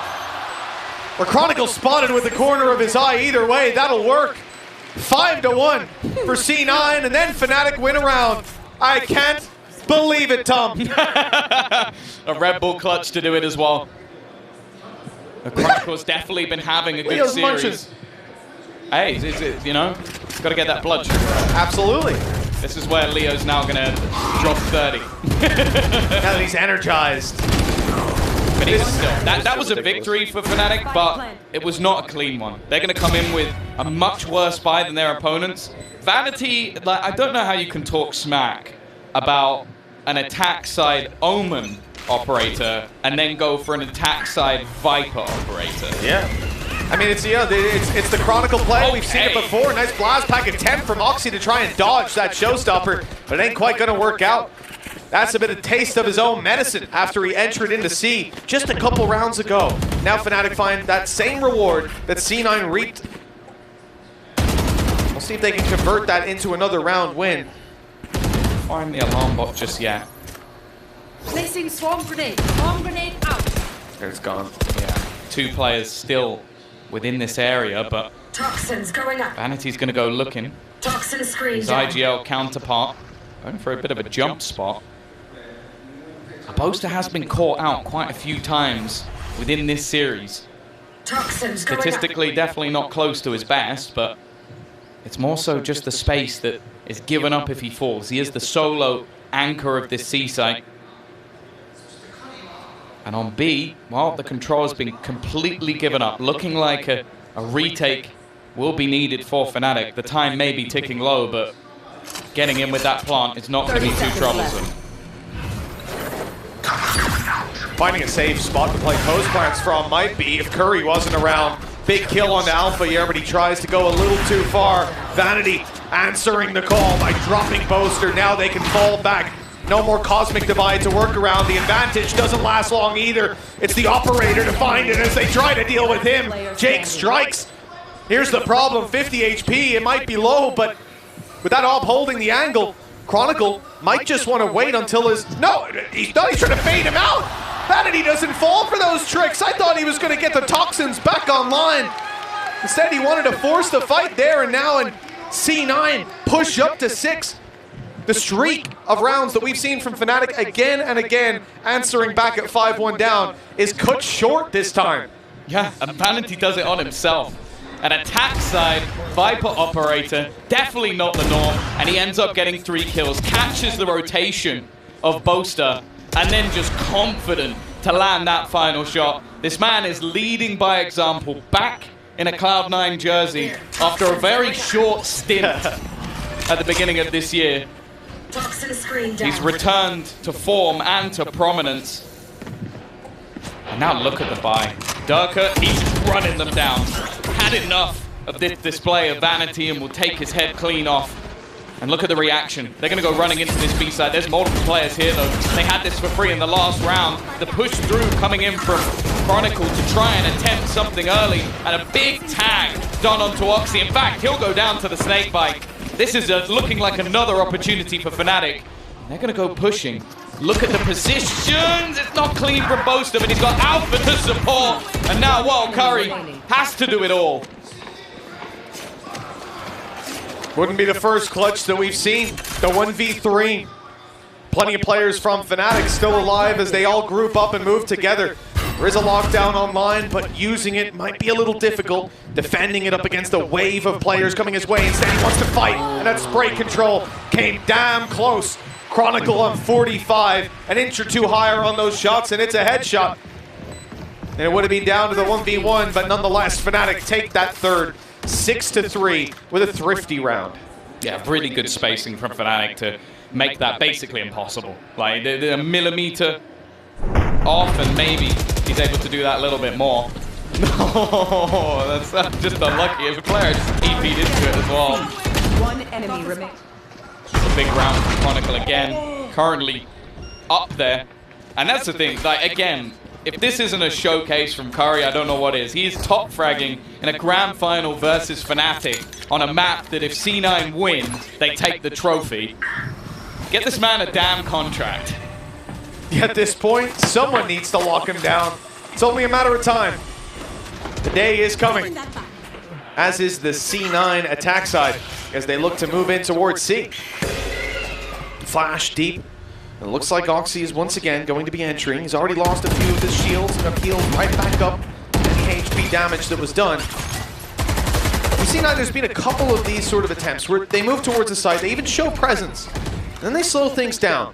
Whether it's waiting for a push on C or down through B to open the door, but most likely, and most often, it's Vanity trying to catch that aggression. Now, Durka might have punished him before, counter lockdowns. That's going to buy us plenty of time. There's no flank in play. There's no aggression up on A. There's no noise being made, and that gets alarm bells ringing. If no one's pushed up and no one's made those rotations, maybe the A site's a little bit more open than you would expect. The poster did get detained, but they're not following up on it. And in fact, a well-placed nade there might have just completely crushed their chances if they still do so. Luckily, the orb is keeping him alive, allowing him to fight around the back of the site, but Jake is quick to punish.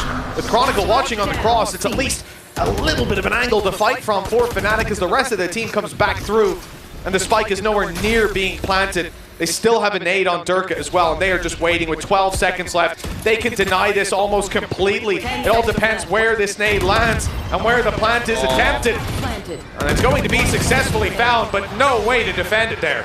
Yeah, what are the chances of them having a seized nade at the very depth of the round? It's brutal for the side of C9, but once again, after a great early start, Fnatic bringing this one back. Still a lot of close rounds. Still going to be a purchase. This time looking like Curry might be the one. I was going to say, like,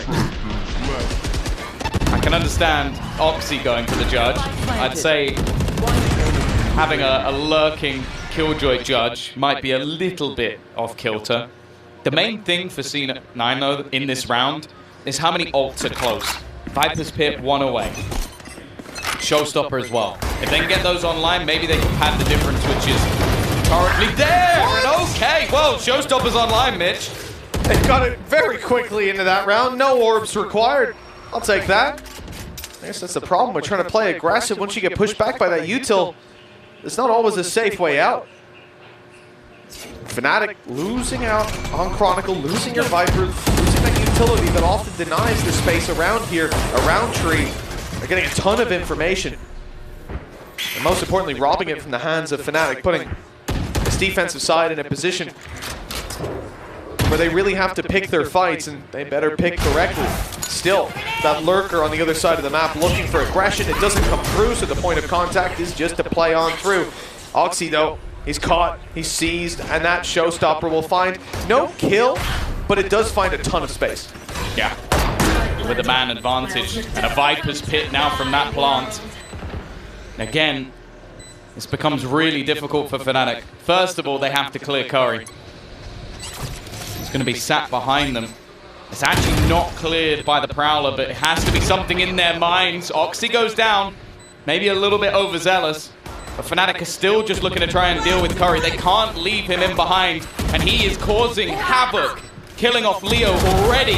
Jake as well around the pit. Alpha still, though, is trying his damnedest, looking for a little bit more, but the swing comes through, and Zappa takes it across the line. Alpha try as he might, 4 kills isn't enough. Had to add that extra body to the kill count, and, well, look, it's unfortunate for him. He definitely did try his damnedest.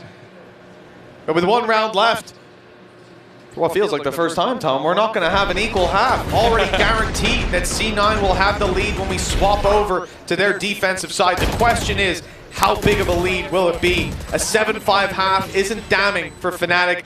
8-4, though, will be tough to recover, especially with the way the pistols have been going. Sure, Fnatic won the one here, but C9 have been consistently clocking them up. Curry, the first to fall. He has been so impactful, even just with his positioning in late rounds. He's annoying to play against. Viper's Pit straight in. Vanity doesn't care about the pit or the player within it.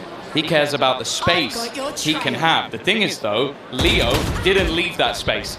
He was watching it. And now Chronicle, it's an awkward fight. Doesn't even catch a glimpse of his opponent. It's all about the tracers. Firing back with a Bulldog, it's a risky game, but it worked out. Oxy on his way through on C, he's alone here. This is either going to be a fake or an attempt to take a little bit more space.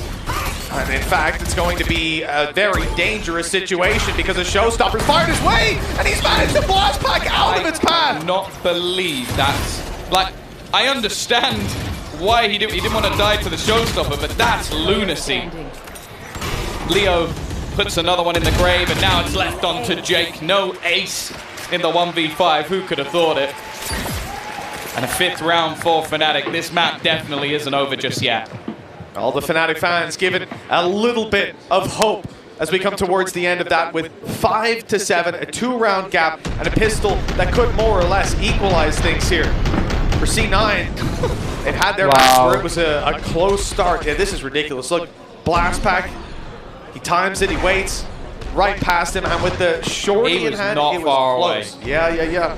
A few pixels. Like, that's the thing. If Durka there, like, he not only gets hit to like half HP, but if he doesn't run backwards, he is dead. Yeah. Oh, 100%, 100%. Just literally an inch closer to him. Yeah. That spread's a little bit tighter. I like the way that shorty. Oxy's brain works, though. Showstopper, yeah. I'm gonna dive at you. Yeah. Like, I'm not going backwards. You're I could gonna go shoot backwards. at your feet, are you, bro? You're gonna shoot at me. All right, I'll move. 7-5 though. Still, not a bad half, but again, we know that Fnatic thrive on this attack. In fact, most teams do. So it's going to be down to C9 to prove that they've got it on their defensive side. They've got off to strong starts in pretty much every single half, be it winning the pistol or winning the second. Now, doing that on the defensive side, there's a different beast. They've mostly, if they have lost a pistol round, it's been while on their attack side where they can take those risks with the force, getting a plant in most cases. But they also just haven't lost anywhere near as many pistols. 4 of the last 5, I believe, have gone their way. Correct. I'd say, and you know, the ones that haven't, they typically bite back immediately. Yeah, exactly. Force buy, like, there's been one successful pistol for Fnatic. The one that hasn't. Where they could capitalize and take at least somewhat of a lead of a stretch of rounds. Short of that, it's been, I won a pistol, and we're 5-1 down. Or C9 just walk away with it to begin with. This is going to be the foundation of the half laid. And for Fnatic, they better hope that it sides towards them. We've seen the snowball of C9, something that we compliment Fnatic for being able to do consistently. This time around, it looks like the attackers have chosen the right side of the map. Just one player here, it's Curry, and we've complimented a million times his discipline and ability as a solo anchor. I don't expect to see him take too many fights until the rest of his team join up. Oh, Fnatic have got themselves that after plant. Immediately falling back and watching in on that flank. They've got the alarm bot to keep that control. Nobody's coming in that direction. Chronicle wants to fight, wants to party. And Dirk are up close. It's the battle of those Rays players. Wow. Jake again with the classic. We'll keep things even. Vanity is just on the spike. He didn't get pulled out originally, and he's got it to half. That could be a problem for Fnatic. It's something that they probably spotted, but they're just going to try and man-mark this one. It isn't working out too well for them. Nice shot for Curry. He's going to go for a little bit more. But now it's left all on to Zeppa. Into that 1 versus 1. It has to be beat by Alpha. And he will keep Fnatic's chances alive as they now get themselves the second pistol. A much-needed pistol round for the side of Fnatic. The gap bridged slightly. In my mind, goes back to all those successful rounds C9 had, force buying up. Defensive side here, though, they don't get to use their numbers in that same way. Retakes won't be quite as easy. And you know Fnatic are going to be investing deep into this round, wanting to buy a lot of rifles. In fact, a double Marshall play alongside a Guardian and 2 Bulldogs. This is a very strong buy for the attacking side, and C9 may have made the right call by going to pistols. It is still going to be 4 Sheriffs alongside a Bookie. Plenty of potential for C9 if they're given duels that Fnatic shouldn't be giving away. I want to see this attack side minimize the amount of advantages, the amount of opportunities given to their opponents. This aggression has been spotted immediately. You know, these are the rounds where C9 are going to try to do things like that. Yeah. Group up, get aggressive, and try to catch someone off guard. It hasn't worked out, and in fact, it sent Fnatic funneling in towards the side of the map that's much less heavily defended. If they go through this Bucky, though. Oh! He's dodged it. No, he hasn't dodged the bullets, though. Almost dies to that alone. Leo knows the tricks. Dark, nice shot from Curry, as said, is Sheriff. Solid. Jake's found one as well. Somehow they always seem to make these rounds competitive. Spike planted. Leo having to snap back and keep things even, at least for now, but these shots just aren't missing. Oxy up close is gonna take into the 1v1, but no. Chronicle and Boaster will make sure that they at least save a couple of those rifles, but again, C9 are competitive, and again, I have to point out this scoreboard. The standing of Curry, top of the board right now. 17 and 11 as well, almost double the next player on his team. Playing the killjoy, given a lot of tough roles on that attack side, being the man left behind, having to play a lot of late rounds. But the success has been there time and time again. He's been so impressive to watch play. For Fnatic, their buy up here matches that of their opponents. It's going to be a pretty close round, not the standard 3. Vanity has been spammed through the smoke completely. Dropped as another one falls towards the stairs. We'll look towards the site where there's 3 players. Paranoia used as they blitz back in. Boaster wasn't caught, he wasn't blinded. He's found a safe spot on the side and his teammates are coming in to reclaim that control. They've even stunned up Jake, left him all alone. And there was no safe space for him to hide in until the stun dissipated. Curry, the man leading the charge for this squad, he's not going to even go for it. No, I think he would be wise not to in this case, a 1 versus 4, and obviously the finances of C9 are not in a great spot to be able to do much in the next round. Him having a hero rifle alongside some of those pistols could be impactful. For Fnatic, they might want to go on the hunt. Try and remove that gun. They have some spare cash to play with, winning the pistol conversion, and now this round actually looking cleaner than when they faced the pistols themselves. Of course, a lot of that is down to C9 taking those gambles, but they did well in this round. And as said, like, when it comes to this map, Fnatic are well known to be a dominant force, but also, well, more so if anything, they are well known for their attack sides, being able to turn any tide when it comes to this side of the map. In fact, a lot of the sort of gimmicks and ideas you see other teams use, like the Odin spams and all of this thing, it was thought out by this roster. Yeah, players like Chronicle, as we've talked about. We saw Vanity attempt some of the same finesse that he's been pulling into the server, but yet he really loves to show this, doesn't he? He does, yeah. It's a personal favorite of his. Toxins going up. Showing the Lotus on Lotus. Toxin screen down. Dedication. The consistency. Well, C9 have got a few pistols. They've got 1 Vandal in Curry, who's obviously saved that through from the previous round, and will have an opportunity if they do funnel in towards C, but for now, seeing pistols close on A, dodging the Paranoia across the board as well. That's unlucky for C9. They had some opportunities. Whoops, that's an easy. Wow. Not quite, Jake. And there's no way out for Zeppa either. Good catch by Durka. That was 3 players pushed on A and 3 players deleted. Well, the rifle, the Curry is in the right place. Timing of it maybe not so great. He will take the backside. The smoke will keep him out of position for quite a while, and Leo is going to put him down as well. For Vanity, dying to the spike might not be the worst thing. Some of those ults are very close to being online, and while Chronicle will get 1 closer, Viper's Pit 1 away, Showstopper, Nightfall already online. Fnatic are really building up these ultimates. They haven't had to use any of them so far to win their rounds. They've just been clean with the rifles. And okay, sure, those ults are building up on the other side, but you feel like Fnatic might just be able to force their way through this next round with the ults they have. Well, this is it. We've seen already, like, thinking back to Oxy, how prevalent it is to just pop that Showstopper for the space, lock it down on the back of it. If Chronicle's the one planting, you've got a Viper's Pit to play around. There's a ton of opportunities for this Fnatic side to just wrestle control out of the hands of C9. And, well, you can already see Durka is closing the space. Showstopper hasn't been used just yet. He probably suspects them to be a little bit more passive. Zep is right up in his face. The spray close. Bullets whizzing past him, catching him every now and then. And as he tries to push forward to prevent his death, it only accelerates it. No Showstopper to be used by them. But they have got the pit, should they want it, should they need it. The spike isolated on site, they may well need it.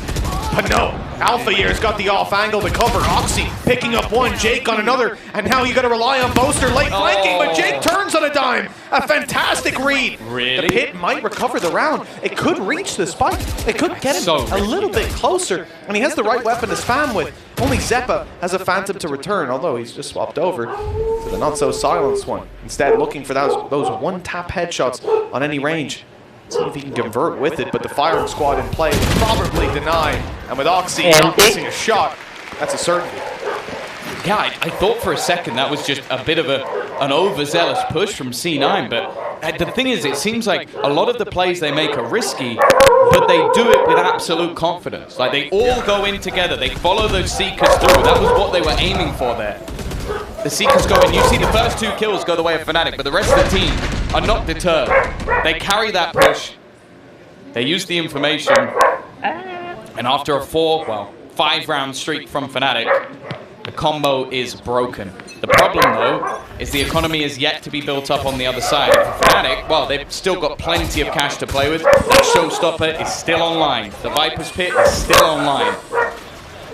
So although they've managed to break back, Fnatic are not broken. Yeah. Showstopper will be used for space. Vanity's ankle seen as he hopped out of the site. They clear out every single angle that they can. The Showstopper deep fire doesn't get much. Now, Oxy has his for the way back through. Wouldn't be too terrified if you're on the side of C9, conceding the space that can quickly be recovered, but the shot didn't land. The rocket was fired for no effect. Viper's Pit goes down maybe a little bit late, but it will cover the space it needs to. A snake bite perhaps to fly through and land, but Chronicle's already out dry on utility. They need to do it with weapons, and there's a judge inside, but luckily it's caught. Chronicle and Alpha quick on the trigger, and it comes down to just one man. Not even on. Wow. Caught as he tries to make it close. A slaughter. Fnatic made that one look relatively easy after it got shaky for a second. That Viper's Pit being a huge problem. You could see the side of C9 just running through it, attempting to try and catch Chronicle, but honestly, it's like trying to catch smoke. He is 23-9. He is having one hell of a day, and what we've seen from, if you've ever spoken to Chronicle, I don't think he likes it here in Tokyo. Doesn't mind it. Doesn't mind it. I don't know what that stage is doing to him. And the thing is as well, okay, sure. In comparison to VCT trophies, people might not necessarily count them in the same bracket, but I can tell you for free that Chronicle, if he takes this one, he's still in. That's going to be time to pause over on the side. Way back in because, well, the credits are low, the ults aren't really there to recover, and it's 10-8. Fnatic are getting towards the home stretch. If it goes all the way to Haven, one last map to decide it, you don't want to put it down to a coin flip. No, and also they had a decent Haven, but they struggled a little bit versus some of those anti-eco rounds. It's also worth mentioning, a lot of the pauses C9 did, especially in the last map, were a little bit more preemptive. Like, it was once they were still in the lead, they tried to slow or stem the bleeding. But now Fnatic, at least in this map, are firmly within the driver's seat. As said, their attack side is something to be marveled at, something to be mimicked. But not many can match up to the original. Waiting out the smoke for the start. Snakebite to clear in towards the rubble. Not being fought for this time out, as they will methodically take this control. And just bear in mind, the weaponry here from C9 is shaky. A Bulldog and Guardian might not seem so bad, but the rest, with pistols and a Stinger, not even a judge for Oxy this time out, but he is going to rotate into position. Now, something to note with Fnatic, very happy to rotate back to B. Toxins going up. Very happy to rotate in general. We're obviously sitting outside of B right now. The idea of this round is, again, to pump brakes. Now let's C9 make mistakes. That hasn't happened. And with 35 seconds on the clock, well, there comes a time where you have to just make your own opportunities. It's the B site. As Tom said, very happy to change focus with the doors wide open. They've managed to take a lot of space. Curry Snuck his way in here, hiding behind the box. He's grabbed one. Oxy went through the Cosmic Divide for another. They need to shut this down quickly before it gets out of hand. Still into a 3v3 with a lockdown in play. That's going to force them out of position. It won't deny the plant, but it will deny any safe space for them to work from unless Chronicle takes the kill and just destroys it. Wasn't even close. I wasn't worried for a second. Leo suspects there's someone here, and that wasn't close either. Nice and easy. As is the round. It got shaky for a second, but the committed ultimates from C9 don't have the desired effect. That's cool. Chronicle continues to just obliterate his opponents. Again, he's 25-9 while playing on the Viper. He used to watch his teammate do this. Yep. Maybe learn a few tricks, but I feel like most tricks are learned from Chronicle. Yeah, he's not more by a teacher Chronicle. than a student. Yeah. I was going to say at this point, I think just in general. I think in Tokyo he's more of a master, if anything. Very much so, Tom. Very much so. A master of his craft. As 11-8 is on the board. Fnatic on the home stretch, knocking on victory's door. Vanity pulling out the big boy, the Odin. Looking to give them a taste of their own medicine, something Boaster's used many times in this very same position. But Vanity won't be able to find the shots. Suspects they've already pushed past, but no, they're not quite that close, and now trouble starts to brew. He just ran out of toxins, or just cancelled, at least. I love that from Chronicle. You see how careful Durka is running around that barn, and Chronicle just runs up, taps it, runs away. This man, a cold-blooded killer. And again, Fnatic, well, they've just moved away. Orb to be taken, but no orb's close, so I was going to say they might just opt to try and quietly enter into this site.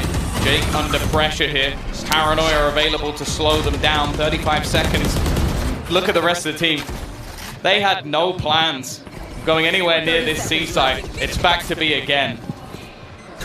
What a phenomenal fake. Even leaving this very late lurk from Chronicle, he's been sat here. He moved out a little bit just a few seconds ago, but this has got to be running up a minute 30. Sat in this spot after touching the door earlier on. He's got support as well in the form of Alphayer. Good angle to play from, but now he has to move towards the site because C9 are starting to claim ground. Chronicle's the first to fall. The wall bang from Vanity as he had the lineup ready to roll. He falls, but the site is still under threat. Not for much longer. Whoa. Steps up to the blade in a big way. Boaster now is left alone, but he's landed the headshot. And Jake is 45 HP, still having a grab well. That's the clock winning the round for Boaster. The only question is, can he make it away from that spike radius? The answer is a resounding yes. 12-8. A Red Bull clutch for Boaster, and 1 out of 4 needed to bring us to Haven, where it all started over for C9. And started with a loss there up against Zeta. Could end with a loss there up against Fnatic. Last time out at home ground, C9 got 3-0'd. Last time Fnatic played in Tokyo, they 3-0'd.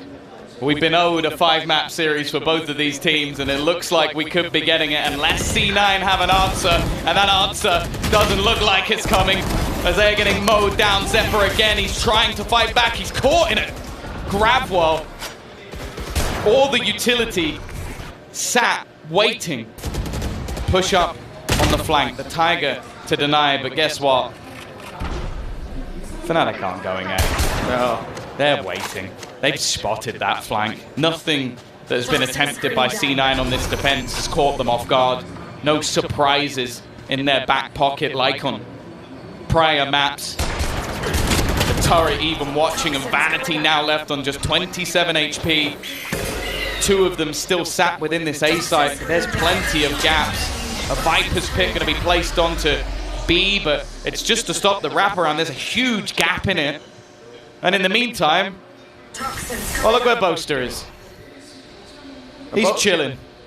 He's got that space. It's Alpha that I'm most worried about being so close in and around this pit, clearing out all this space. I mean, they are going to know just how free and open this is. If he goes towards the spawn, this could be devastating for C9 on the rotation. You see the knife out. They don't suspect there's going to be anyone nearly close by. A massive kill for Alpha Yair for the side of Fnatic with the advantage now cemented. Do you know what's brilliant about that? What's that? So they walk into the seaside, and before planting, they shoot the nanos to let them know they're there. Yeah. Because Alpha is in prime spot to catch them. It honestly, the levels at which Fnatic are playing at are second to none.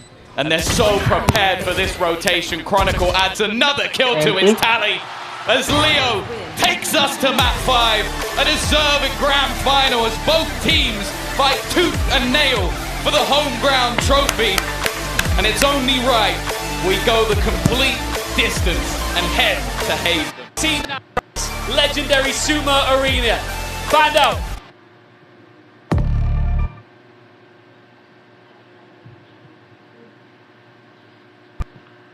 You know, it's safe to say right here, right now, that Oxy has already solidified himself as a future prospect that we can all be looking at as, okay. I think you can remove the word future. Okay, prospect. Yeah. He's doing it right here, right now. Yes. But then there's a different kind of pressure. Okay, how about it? Bada boom. Fnatic very heading into Haven. I don't think we're seeing anything too crazy from either of these sides. As said, it's going to come down to what happens on the server, not what happened in that prep time. If you just join us thinking, where on earth is this taking place? What is this magnificent venue that I'm looking at on my screen right now? It's called the Ryogoku Kokukikan Arena in Tokyo, Japan, a historic sumo wrestling venue from years gone by, decades gone by. This is the first time it has ever been converted into an esports arena. What a job it has been to turn it into this. And it just looks like it was built for it, built for this moment. Fnatic, C9, center stage, surrounded by thousands of hungry, fascinated, vocal, beautiful Japanese fans. Look, whichever way it goes, the fans are going to go crazy for it. Yeah. But there's definitely a little bit of a lean towards Fnatic. I can hear that while you guys are casting. I take my headphones off every so often just to hear the noise in the... I can hear it anyway. I know what do you mean? Can. I don't need the headphones off. So that advantage might play in, but we'll find out. It is the end of the grand final of Red Bull Home Ground 2023. Who's taking it? It's time to find out. Tom, Mitch, let's do this. Well, one last time, we're jumping into a map. This time it's Haven, where Cloud9 started this tournament and where Cloud9 will end it. Last time, it was a bittersweet loss. Now, it's a bittersweet start. 2 kills already as Fnatic thinned out. The crowd might be behind them. The advantage in this round most certainly is as well. 5 versus 3, the A site open and a retake to be played, it seems. Yeah, the fact is, we questioned if Oxy could keep it going all the way through this series. Those questions have been answered map to map to map, all the way to number 5. But Fnatic have an afterplan. Durka been hit many a time, lifted many a trophy. Doesn't want to let this pistol round go. They've been important in this series. Somehow, Oxy gliding down, but it's his teammates to clear this one up. It's going to be another pistol for Cloud9. Only a single kill for Fnatic, Mitch, but they do get themselves a plant.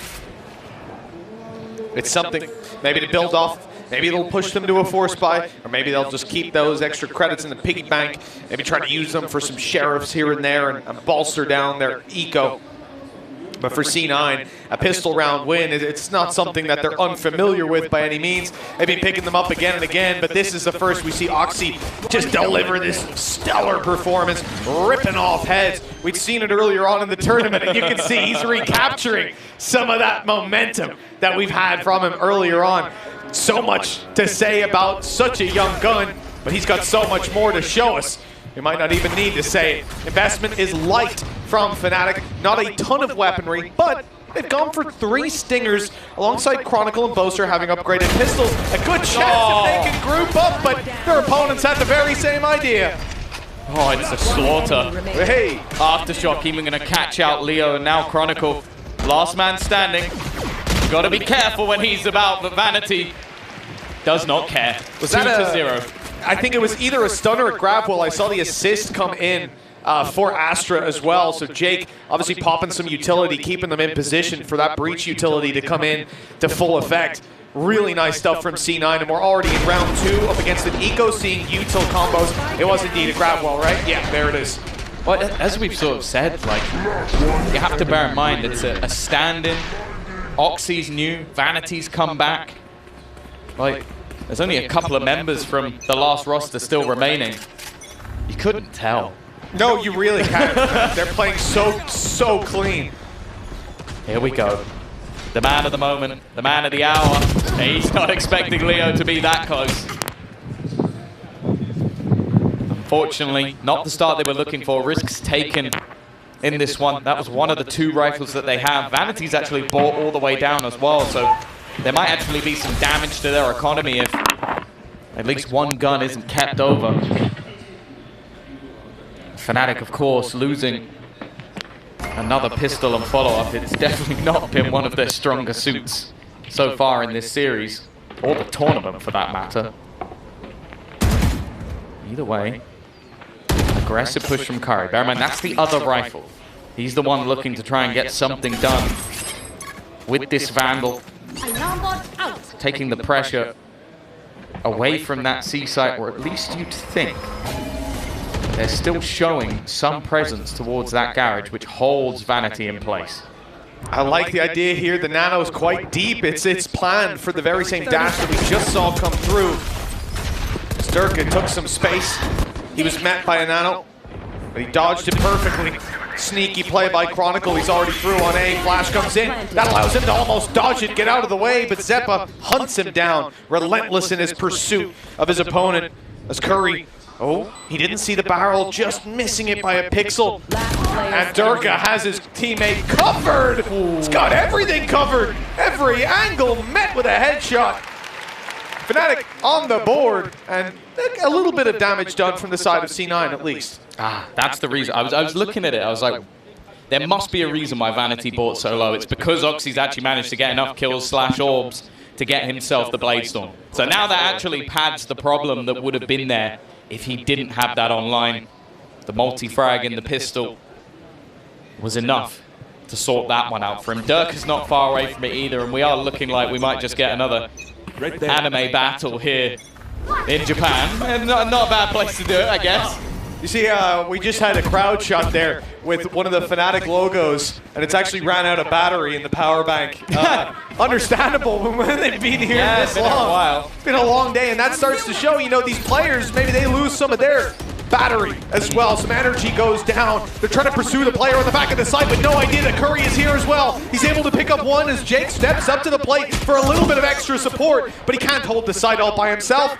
He's isolated and overwhelmed eventually, leaving Chronicle in 25 HP, and the timing could not be better. You saw Vanity in the X-ray staring at that angle, and the second he turned his attention to the site, Chronicle turned on him, taking a quick kill and leaving Zeppa to do it all. And even the recon to lock in his position, confirming exactly where he is, and a sneaky swing from Boaster will close the round for Fnatic. Do you know what's even crazier about that? What's that? So Zeppa was behind Chronicle, like by a second, so he didn't see him. So him going round the corner through the door stopped him being killed from behind, and then the timing of the other player looking away. So that was like a 0.5 difference to dying from behind or dying from in front. Instead, Chronicle gets a kill. Stars aligned. It's just you can see it there, yeah.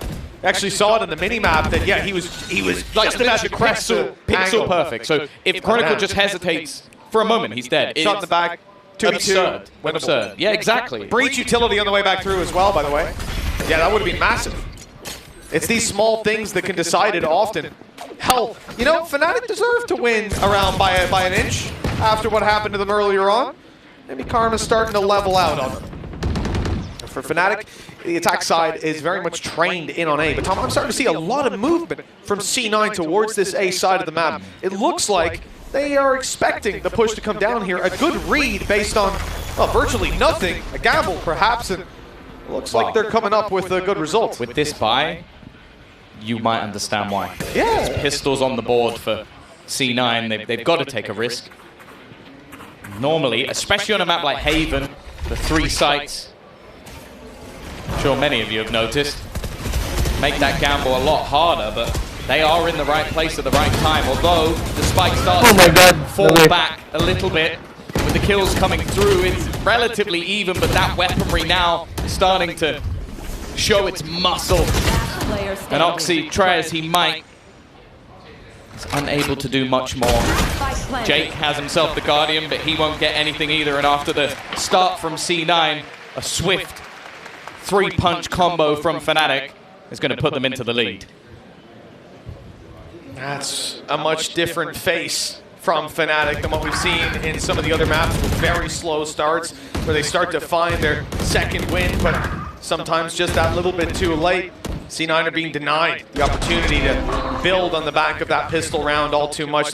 I think in this series as well, the third round wins have been incredibly high for the squad that's going into it with the round win at their back. So slowing down C9, disrupting them like that, stealing the lead out from under their nose, it's all good, but now here comes the off to change the game. Oxy doesn't land the shot, now he's being hunted down, every piece of utility going his way.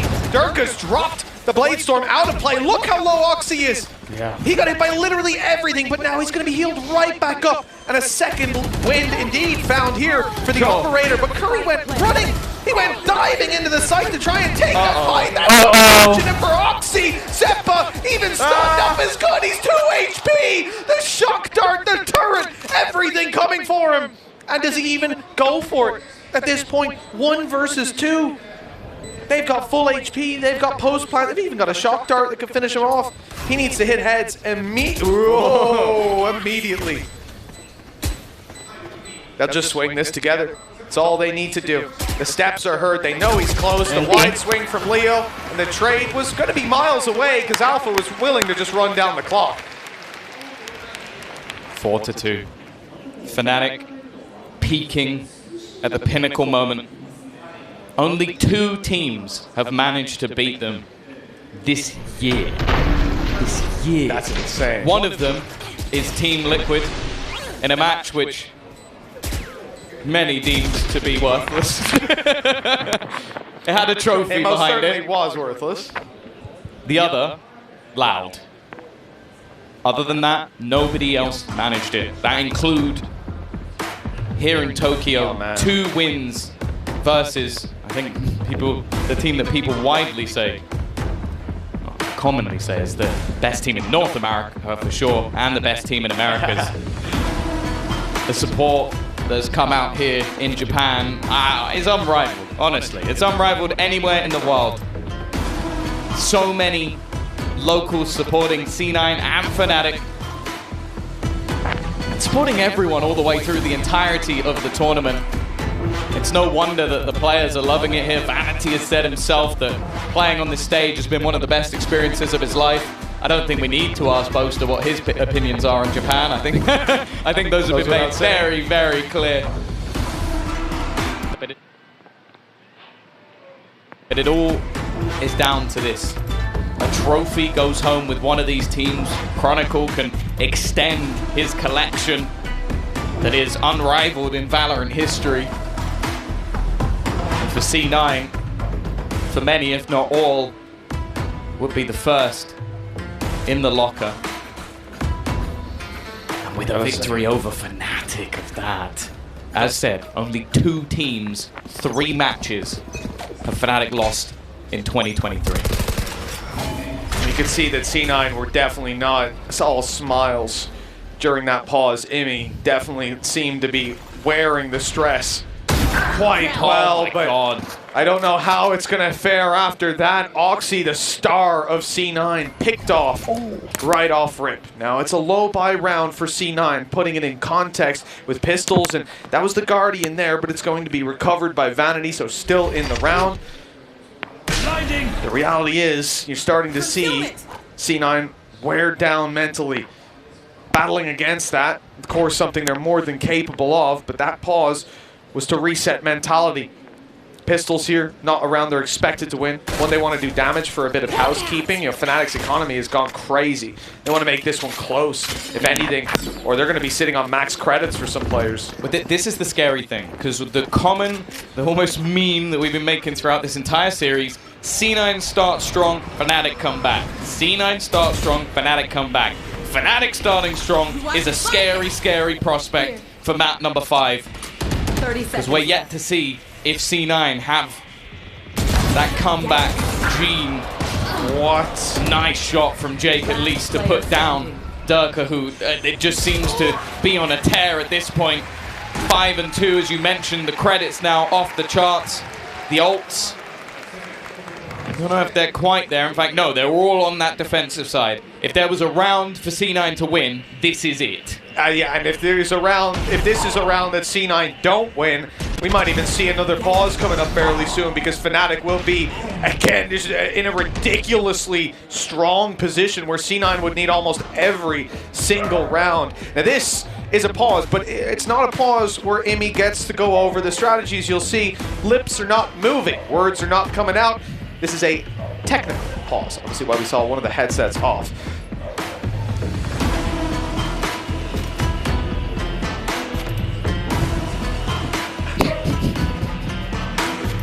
Now it's somewhere that I think if you're Cloud9 coming into this, maybe you'll even look at this tech as an opportunity to sit back and just control the breathing.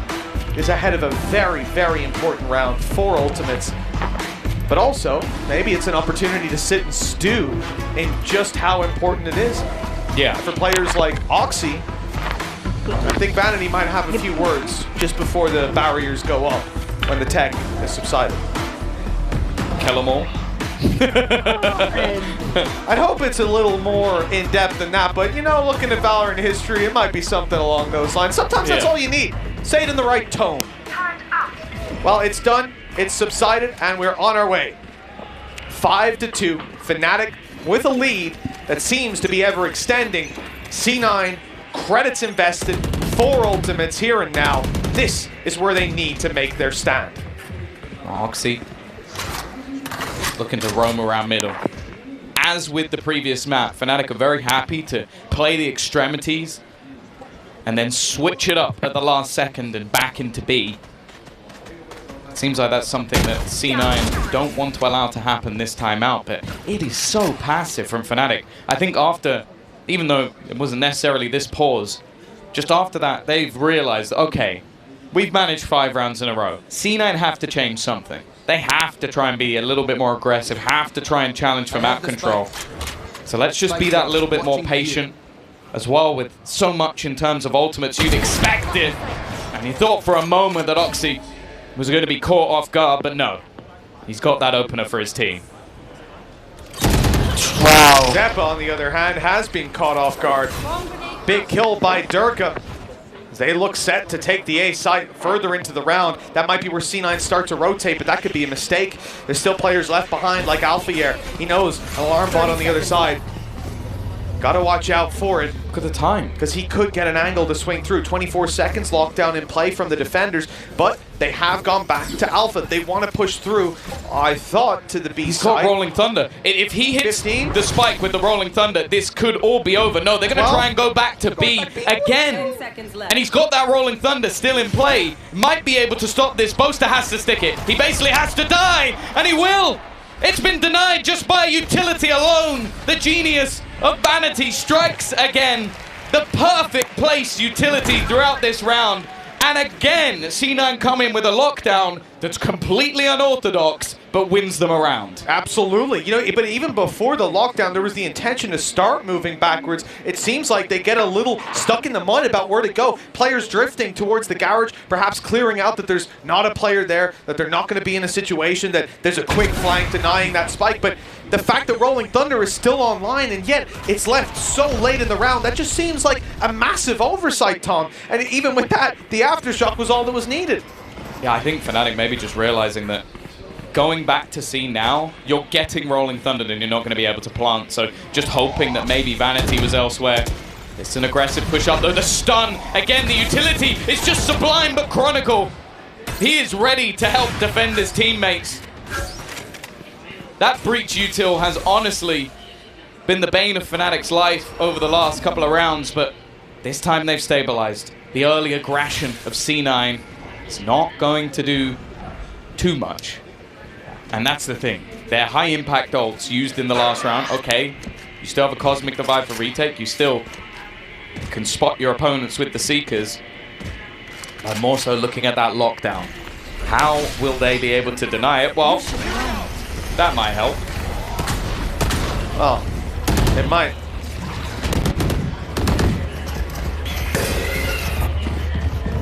Lockdown and play for the attackers has come to fruition. There's no denying it. That plant is coming through. For C9, it's the idea to try and fight back. Afterwards, you've had a Cosmic Divide used, but a bit of an interruption as Vanity goes down. And now you lose your breach utility, use your burst to get back in towards the site. Still, that Cosmic will be up if they can manage to isolate the site players. The problem is everyone's on the site. Chronicle is everyone. 4 kills. All that they needed in this round was that man.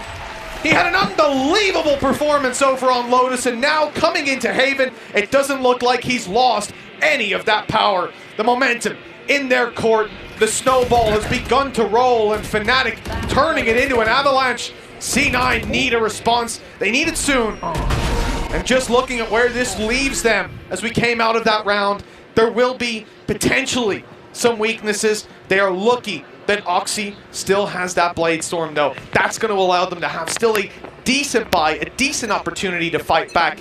Fnatic just with the Rolling Thunder as a safety net. We'll see what Oxy can do. This guy's been unbelievable so far. If he could have a round here, that might push them back into things. Well, they've been stunned, they've been tagged, they've been spotted by the Tiger.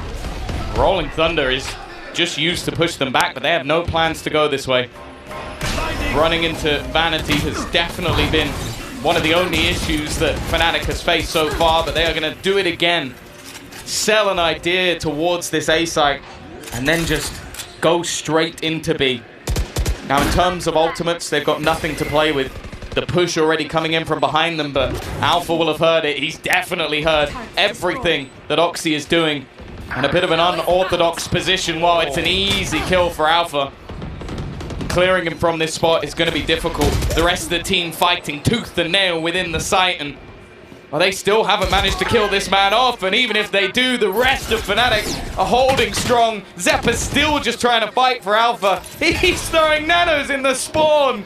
It's just irritating to try and get this man out of position, and that is the round done and dusted. C9, they couldn't even take back their opponent's spawn, let alone get anywhere near the site. I love the idea as well for Alpha to be in the spawn. We've seen it many times. He's going to be throwing nanos at B, typically firing them in to deny the defuse rather on the spike. But a little bit of a different game when he starts trying to use them to just hit players in the head, keep them back out of the window, and finish off some of the kills. Zeppa left on what, 15 HP as he exited. All in all, the damage here is fantastic with Fnatic pushing 7-3. The lead is huge, and there's still a few rounds left to be played with. C9, we said they needed to make a comeback. That previous round was the opportunity for them. Again, we're going to have a couple of weapons here. The Rolling Thunder was burned up by Fnatic, so no safety nets to fall back on, but they haven't needed them so far. No, it's been the one round that C9 managed to take other than the first two was off ultimates. That was what they had to play with. Nice from Oxy, but it is instantly traded. Jake needs to find something on long. Ooh, it's getting dicey. Boast has taken a bit of damage, and actually Jake goes pushing. Wow! It's so risky, but it works. He hears the reload, knows that he's got an opportunity. Curry as well. This time they have an advantage, so one and done, not too bad, but he can't afford to just go down to Durka. But this time he catches him off guard, looking for a little bit more, flash blinded, and he will fall. But the rest of the team are hightailing it in towards that site. They should be here to respond. The plant shouldn't be deniable. It looks like Chronicle's trying to just double check there's no one a little bit too close. That stun has caught everyone. Flash returns the favor. Chronicle only good for one, but it's Leo on his third of the round. That's where it stops. Zeppa answering C9's call. The SOS might cease here. 7-5, not a bad scoreline if they can make it all the way. Problem is, their economy still isn't very healthy, and their ulti con is not online. Fnatic's just started to. You see, even with that death, or even that last kill that Leo got. The Hunter's Fury came in, and Durka's got a Blade Storm. Now, Oxy didn't find the impact he wanted with the Blade Storm. I think it will be tough to deny Durka's opportunities here on the attack as well. Yeah, attack side of Haven especially just gives you those opportunities to blitz your way through. He's got a rifle for backup, and he may even just opt to push that pressure in onto Curry. He was someone who was able to push up in the last round and really caused them issues. It may have only been a singular kill, but it was the time it bought on rotations. Oh, wow! There's not many people who do that to Alpha, yeah. Hunter's Fury's almost got him. It's missed him just about. Okay, Durka, nice shot. They know there's still one towards short. And they found out exactly where he is. Whoa. What is that from Curry? 3 shots, headshots across the board, through walls, through smokes. Nothing can stop him. And now he's gone running to get a heal. You put him down to 4 HP and he's right back up again. Also got the lockdown online. Yeah, he can use this to deny that A control. 45 seconds left. As Fnatic will eventually look to push forward. They expect a fight. They're clearing their angles. They're checking. Is there a player on short? Backside, Heaven, where's the fight? It's nowhere. It's nowhere to be found because they know the second they hear that tap up, now it's time to pop the lockdown, and you're in a lot of trouble. They still have smokes to play with. Potentially, if we get stars back online for Jake, I assume he pulled some back, unless it was a dump of utility earlier on, which I guess there very well could have been. We'll find out the answer to that question later on, and well, I guess the answer is there. They're swinging the angles, they're taking the fight. It's already done. It's an easy defuse indeed. Chronicle was detained by the lockdown, left with no chance to deny the defuse. And 7-5 is where we finish the half. C9 with a beautiful recovery. Things were looking quite dire for this squad if Fnatic continued with that momentum, but the snowball broke to pieces. Decided. So clean, so clean. Decided to take a look at the last time we did see Curry officially on an organization, Cloud9, back in October of 2022. It's over a year since he's played on a professional team. I don't think you can tell. That was some of the cleanest shots I've seen all day while in a server alongside Oxy and against Fnatic. Ridiculous stuff. And that 5th round, hey, 7-5 half on Haven, now going into the attack side for Cloud9. That is not a death sentence by any stretch of the imagination. They've been far better in the pistol rounds so far. I think the crowd's enjoying the match, Tom. What do you think? Yeah, I'd say so. I'm enjoying it too. I think it's going to be difficult on so many levels for the home ground guys next year. You got to try and beat the Tokyo Sumo Arena, and you got to try and beat this grand final. The stars are aligned here in Japan, and wow. For Fnatic, they had a strong half. Losing Pistol, getting 7 rounds, 7 out of 8 in a row. Durka's looking solid, Chronicle's still there, Leo up there as well. And now we head into the half where I have high expectations of Althea. That C-side garage defense is something he is known for, renowned for. And what could be, well, it will be the final half of regulation in this grand final, in this tournament, is about to kick off. Fnatic manning that defensive side and the charge being taken in towards C by Cloud9. Oh, well, the attempted charge is slowed down. So much damage. Stun in a laneway, shots fired back, and players that can barely move.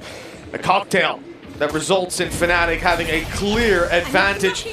As the push comes in on backside, attempting to hunt down Boaster.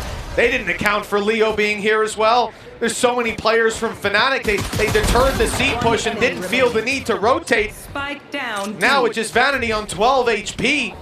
The advantage is palpable. It's not really very likely that much is found, and with Fnatic potentially having another pistol under their belt, they take another step towards closing this out and lifting another trophy here in Tokyo. God, no plant either for C9. We've seen them very, very willing to invest into these sort of rounds. I wondered if they would be deterred, but looking at Stinger FC, every single player. Or Sting 9. We're still not going with It's that. not. No, it doesn't have a ring to it. Again, we're gonna workshop it. We'll get there in the end. Maybe just Stinger with a 9 instead of an E. Oh yeah. Oh yeah. XX underscore either side of it. Yes. Now we're talking. Ooh. Nice shot for Durka. Looks like he's got one of those old clan names. The way he's hitting those quick scopes. Beautiful stuff. Heal up on Vanity as well, who was unlucky enough to catch a stray. Been a tough start for C9 in this force buy. Not where you want to be losing players off rip. The numbers are the main advantage that you have in fights. Those numbers are quickly thinning out. Another shot hit. This time it's Zeppa, who doesn't have the luxury of being able to get healed up. But that's the thing as well. We've seen these force buys come through for C9, but 9 times out of 10 they've been successful. The other side of the coin, if you fail in these sort of rounds, is you basically do damage to your own economy. You give Fnatic an even larger lead. And for the most part, we've never even seen these rounds be competitive. They've just blitzed opponents with their pace. This time, well, Jake's gonna do the same again. Curry, in fact, has found another. I don't know how they make these rounds so competitive every single time. The dart from Leo lets them know that they're still there. But they've made the perfect read. Start doubling back. The man of the moment, though, Durka, is ready and waiting. He's going to go wrapping back around the timing, everything. Durka's still fighting strong, and he's alongside him. It looked like C9 were going to pull it off again. But the Finn stands strong. An amazing recovery from the side of Fnatic. 9 rounds on the board. One more, and they'll be doubling up on what C9 bring to the table. The beautiful thing about it, beautiful thing about it, Tom, that C9 force bought that previous round. That was everything put on the line in normal circumstances. 2 players dead. You go, oh, it's an okay second round. It's not bad. But with a force buy, that means Fnatic, they look like they're on double digits already. It's a formality, a matter of closing it out. We'll see if C9 can interrupt, dilute the script into something a little bit more chaotic. Oxy going down early in the last round definitely made things that little bit more difficult. As said, one of the major parts of this defensive side for Fnatic is dealing with Alpha in towards that C site. I honestly think this might be the map where he thrives the most. One of the reasons that this map became a strength for Fnatic. Alongside just comfort. Look at the push already. Coming in from Durka. It's messier than what we've seen so far. After a clean prior round, the counter flash is strong, but although damage is done, the kill hasn't come through. The lurk, well, you're not... I was going to say you're not getting away with that one, but somehow Curry got a lot further than I was expecting. While C9 are hoping for a gap, but they are hightailing it right into Boaster. 30 seconds Boaster only has the Stinger, though. It's the weakest weapon that they're bringing to the table. Luckily, he's got support. They stand strong together with the SMGs. Damage done. 13 left on Vanity. Man advantage to Fnatic. Matter of closing it out with the shock dart, taking that. So much damage, but it's not enough. The wrong weapon for that fight. 10 to 5. And a handful of rounds separating them from a trophy lift. The shock dart from Leo, it's just so obscure. Like, it just seems like he knows where the opponent is every single time. Like, Vanity was moving away from the site and just gets wrecked by a shock dart. It's brutal, because if he's still alive, that might actually be possible with how much damage Oxy was doing. Still, though, doubling the score of the opponent's Fnatic. Just 3 rounds away from winning in Tokyo again. No pause. They've got their game plan, man. I expected a timeout from C9 coming into such an important round. They're going hell for leather. Here. The attack side wants to take it towards the A side by the looks of things. But it's Durka who's consistently picking off players around this angle. And he's here yet again. Jake down. That's a huge kill. Smokes down and out. And pushing on Haven without smokes, that's going to be one hell of a challenge, especially if they decide to commit to this A site. Still 3 players here, and one of them being Chronicle, utility ready to pop up top. There's the flash, there's the peek, and there's the execution. Oxy's down, and Dirk is just waiting for Curry to step through this smoke. In a few seconds, it should be fading away, giving Durka the opportunity now at the off angle. There it is! And that's not a shot he's likely to miss today or any day. No, especially not with the way he's been playing. Maybe a quiet map in the mix, but Durka still proving why he's one of the best. I don't think he really needs to prove it there at this point. Nobody's got him ranked 21 anymore. You like that one? I like it. I enjoyed that one. I enjoyed that one. And they're just going to say, they're just going to say, the thing is, even with the coverage of A-Site being so strong, you would have had to get through Alpha and his utility anywhere else on the map, and the rotations would have been far too quick. That's why they're confident in that 3-stack. Yeah. I mean, like, you literally, you go C, it's Alpha, you go B, they have info, they play a 4v2 retake, you're dead. And you're not going to get A-Con, you're not going to get C-Con. There was no solution there. There was no winning. And this might be the moment that C9 have to take a last-ditch pause. If they win it from here, well, the only comeback I can think that would outdo this one is done by Fnatic. Yeah, exactly. They're the only team on the other side. Team that might be able to do it. Imi has played with Mini, and even some of the letters look like they might be able to be switched around, and it's not quite. It'd be brilliant to turn the tide versus Fnatic. The only team managed to try. Unfortunately, the defensive side was around his placement. I think their lockdowns, honestly, I've been so impressed with every single idea that C9 have brought to the table. And I think going forward into the 2024 season, I am so excited for this team. They only get better. Like fine wine, over time, this team just keeps on improving. For C9, it's been a beautiful run here. They have shown us some incredibly high-level gameplay. They've shown us some new prospects that are now just prospects. For Curry, as well as a stand-in, he's been phenomenal to watch, fitting into this role, playing your lurker, playing your anchor, and doing it to near perfection. The Tiger is heard moving towards A. The info is there with a pick onto Jake. That's the spike down. It's not going to be unrecoverable, but as they attempt to take mid-control, they lose another player. Their flank protection out of the round. No smokes, no entry, no hope, one would say, as C9, having invested everything, they've barely done a lick of damage to Fnatic. Certainly nothing that can truly be felt. And although Vanity finds the C side open, they still need to reunite with him. The 5 HP breach alone and isolated. Durka has the timing of a god, dropping Zeppa in spawn, leaving the spike down, and leaving Vanity with no hope of claiming this round. They need 7 in a row, or Fnatic will do it again in Tokyo. They just look unstoppable. This is their 7th map of the day. The maximum they could have had was 8. They dealt with DRX. 8 hours ago they started. 8 hours. This is a team that's tired. 8 hours of gameplay against some of the best teams. I don't know. I feel like Durka's had enough of a rank grind that this would just be his warm-up.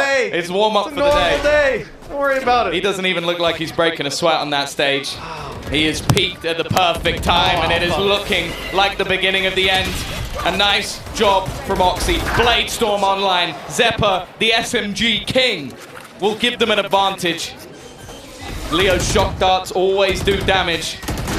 Oxy's going to try and get up close. Again. But already it's causing some problems. Nice work from Jake to keep this one alive. Chronicle and Leo to try and clutch this. Make it just Leo, but he's done it before, and he's looking to do it again. He found the second, and he gets it! What on earth is that from Leo? The greatest clutcher this game has ever seen! He had no right! No right! It's not even the first time he's made it happen in this series. No. Save extra on your favorite brands. Lazada offers